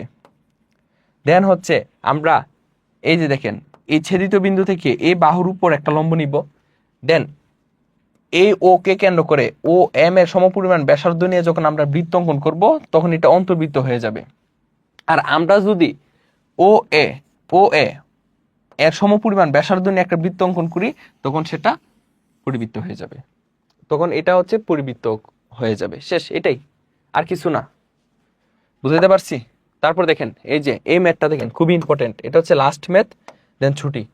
ও কেন্দ্র বিশিষ্ট কোন বৃত্তের এ বি ও সিডি দুটি যা সিডি যা দুটি বৃত্তের অভ্যন্তরস্থ এই বিন্দুতে ছেদ করলে প্রমাণ করো যে, এটা আমাকে প্রমাণ করতে হবে। সো এখানে যদি লক্ষ্য করি, ও কেন্দ্র বিশিষ্ট বৃত্তের এ বি ও সিডি দুটি যা, সো এ হচ্ছে আমার ও কেন্দ্র বিশিষ্ট বৃত্ত, ও কেন্দ্র বিশিষ্ট বৃত্ত, ও কেন্দ্র বিশিষ্ট বৃত্ত। এই বৃত্তের দুইটা যা, একটা হচ্ছে এবি, এবি, আর একটা হচ্ছে সিডি, সিডি, দুইটা যা পরস্পরকে ই বিন্দুতে ছেদ করছে, ই বিন্দুতে ছেদ করছে, পরস্পরকে ই বিন্দুতে ছেদ করছে। ঠিক আছে, সো আমরা কি করব, এখানের মধ্যে নামকরণ যদি করি, এটা হচ্ছে এবি, এটা হচ্ছে কি এবি যা, এটা হচ্ছে সিডি যা, সিডি যা। সো তারা পরস্পরকে এই বিন্দুতে ছেদ করছে। আমরা হচ্ছে এগুলো যোগ করব, এডি, বিডি, এ ও সি, ও সি, সিবি, সিবি যোগ করতে হবে না। ঠিক আছে, ওডিটা যোগ করতে হবে, ওডিটা যোগ করলাম, এগুলো আমরা যোগ করি। ঠিক আছে, সো আমাকে প্রমাণ করতে হবে যে angle A EC, angle A EC অর্থাৎ এই কোণটা, এই যে angle A EC, angle A EC হচ্ছে এই কোণটা, এই কোণটা angle A EC, A E C. আচ্ছা, তাহলে সিটা আমরা ওই পাশে দিই, দেখেন এটা দেই সি, এটা দেই D. Okay, so angle A EC, A EC equals to কি, কি হবে, কি হবে, angle A EC equals to half of angle BOD plus angle BOD plus angle AOC. ঠিক আছে, এটা হচ্ছে আমাকে কি করতে হবে, প্রমাণ করতে হবে, এটা আমাকে প্রমাণ করতে হবে। সো আমরা যদি এখানে লক্ষ্য করি, আমরা যদি এখানে লক্ষ্য করি, এখানে ওবিও যোগ করে নেন। ওকে, আমরা যদি এখানে লক্ষ্য করি, তাহলে এখানে এই যে বিডি, বিডি চাপের উপর দণ্ডায়মান, অ্যাঙ্গেল বিওডি হচ্ছে কেন্দ্রস্থ কোণ, এবং অ্যাঙ্গেল বি, এই যে বিসিডি, এটা কি, এটা হচ্ছে বৃত্তস্থ কোণ। সো আমরা কেন এই বিডি চাপের উপর আমরা নিব, কারণ হচ্ছে আমার এই কোণটা লাগবে, বিওডি, এই কোণটা লাগবে, অ্যাঙ্গেল বিওডি লাগবে সেজন্য। ঠিক আছে, সো প্রমাণ, প্রমাণ। ঠিক আছে, সো প্রমাণ, সো প্রমাণের মধ্যে দেখেন আমরা কি লিখবো, যে বিডি চাপের উপর দণ্ডায়মান, এক বিডি চাপের উপর দণ্ডায়মান, বিডি চাপের উপর দণ্ডায়মান অ্যাঙ্গেল বিওডি, এই কোণটা অর্থাৎ বৃত্তস্থ কোণ, angle BOD equals to half of angle BOD কি হয়ে যাবে, হাফ অফ না, angle BOD equals to 2 into angle কেন্দ্রস্থ কোণ। সো কেন্দ্রস্থ কোণ কোনটা, অ্যাঙ্গেল এই যে ডিসিবি অথবা বিসিডি। এই যে দেখেন এই চাপের উপর দণ্ডায়মান অ্যাঙ্গেল বিওডি হচ্ছে কেন্দ্রস্থ কোণ, অ্যাঙ্গেল বিসিডি হচ্ছে বৃত্তস্থ কোণ। So 2 into angle BCD, 2 into angle BCD. ঠিক আছে, তারপর হচ্ছে আমরা যদি এটাকে কি লিখতে পারি, বা অ্যাঙ্গেল বিসিডি ইকুয়ালস টু কি, হাফ অফ অ্যাঙ্গেল বিওডি লেখা যায়। আবার আবার এখানে দেখেন এই যে বৃত্তচাপটা এসি, এসি বৃত্তচাপের উপর দণ্ডায়মান অ্যাঙ্গেল এ ও সি, এটা হচ্ছে কি কেন্দ্রস্থ কোণ, এবং অ্যাঙ্গেল এ বিসি এটা হচ্ছে বৃত্তস্থ কোণ। এটা কি, এটা হচ্ছে বৃত্তস্থ কোণ। তাহলে আবার আবার এসি চাপের উপর দণ্ডায়মান, এসি চাপের উপর দণ্ডায়মান অ্যাঙ্গেল, অ্যাঙ্গেল এই যে দেখেন angle A O C, angle A O C equals to 2 into angle A BC, A BC, 2 into angle A BC. বা এখান থেকে আমরা কি লিখতে পারি, যে angle A BC equals to half of angle A O C. So এখানের মধ্যে একটা বিষয় লক্ষ্য করেন, এখানের মধ্যে অ্যাঙ্গেল বিসিডি যেটা, অ্যাঙ্গেল বিসিডি যেটা, এটাকে আমরা কি লিখতে পারি, বিসিই, এতটুকু পর্যন্ত লিখতে পারি, কারণ কোণের জায়গায় কোণই থাকলো। তাহলে আমরা এটাকে কি লিখবো, অ্যাঙ্গেল বিসিডি জায়গায় আমরা কি লিখবো, angle BCE equals to half of angle BOD. তারপর দেখেন এখানের মধ্যে অ্যাঙ্গেল এ বিসি যেটা, অ্যাঙ্গেল এ বিসি যেটা, এই কোণটাকে আমরা কি লিখতে পারি, অ্যাঙ্গেল ইবিসি লিখতে পারি, কারণ কোণের জায়গায় কোণই থাকলো, কোণের জায়গায় কোণই থাকলো। সো এটাকে আমরা কি লিখতে পারি, যে অ্যাঙ্গেল এ বিসি কে, যে অ্যাঙ্গেল এ বিসি কে লিখতে পারি EBC, EBC equals to half of angle AOC। So এরকম ভাবে লিখলাম। এখন আমরা যদি লক্ষ্য করি এখানের মধ্যে এই যে ত্রিভুজটা কোন ত্রিভুজ? AEC। এই ত্রিভুজের মধ্যে বহিস্থ, আচ্ছা AEC না নিয়ে আমরা এটা নিব যে অ্যাঙ্গেল ত্রিভুজ BEC, এই যে ত্রিভুজটা BCE, এই ত্রিভুজের মধ্যে বহিস্থ কোণ কোনটা? বহিস্থ কোণ হচ্ছে অ্যাঙ্গেল AEC, এই কোণটা হচ্ছে বহিস্থ কোণ। এই ত্রিভুজের বহিস্থ কোণ হচ্ছে এটা। তাহলে আমরা জানি বহিস্থ কোণ অন্তস্থ বিপরীত কোণদের সমষ্টির সমান। তাহলে ত্রিভুজ BEC অথবা BCE, ত্রিভুজ BCEA বহিস্থ কোণ কত? অ্যাঙ্গেল AEC, এই কোণটা হচ্ছে বহিস্থ কোণ অ্যাঙ্গেল AEC। সো বহিস্থ কোণ হচ্ছে অন্তস্থ বিপরীত কোণদের সমষ্টির সমান।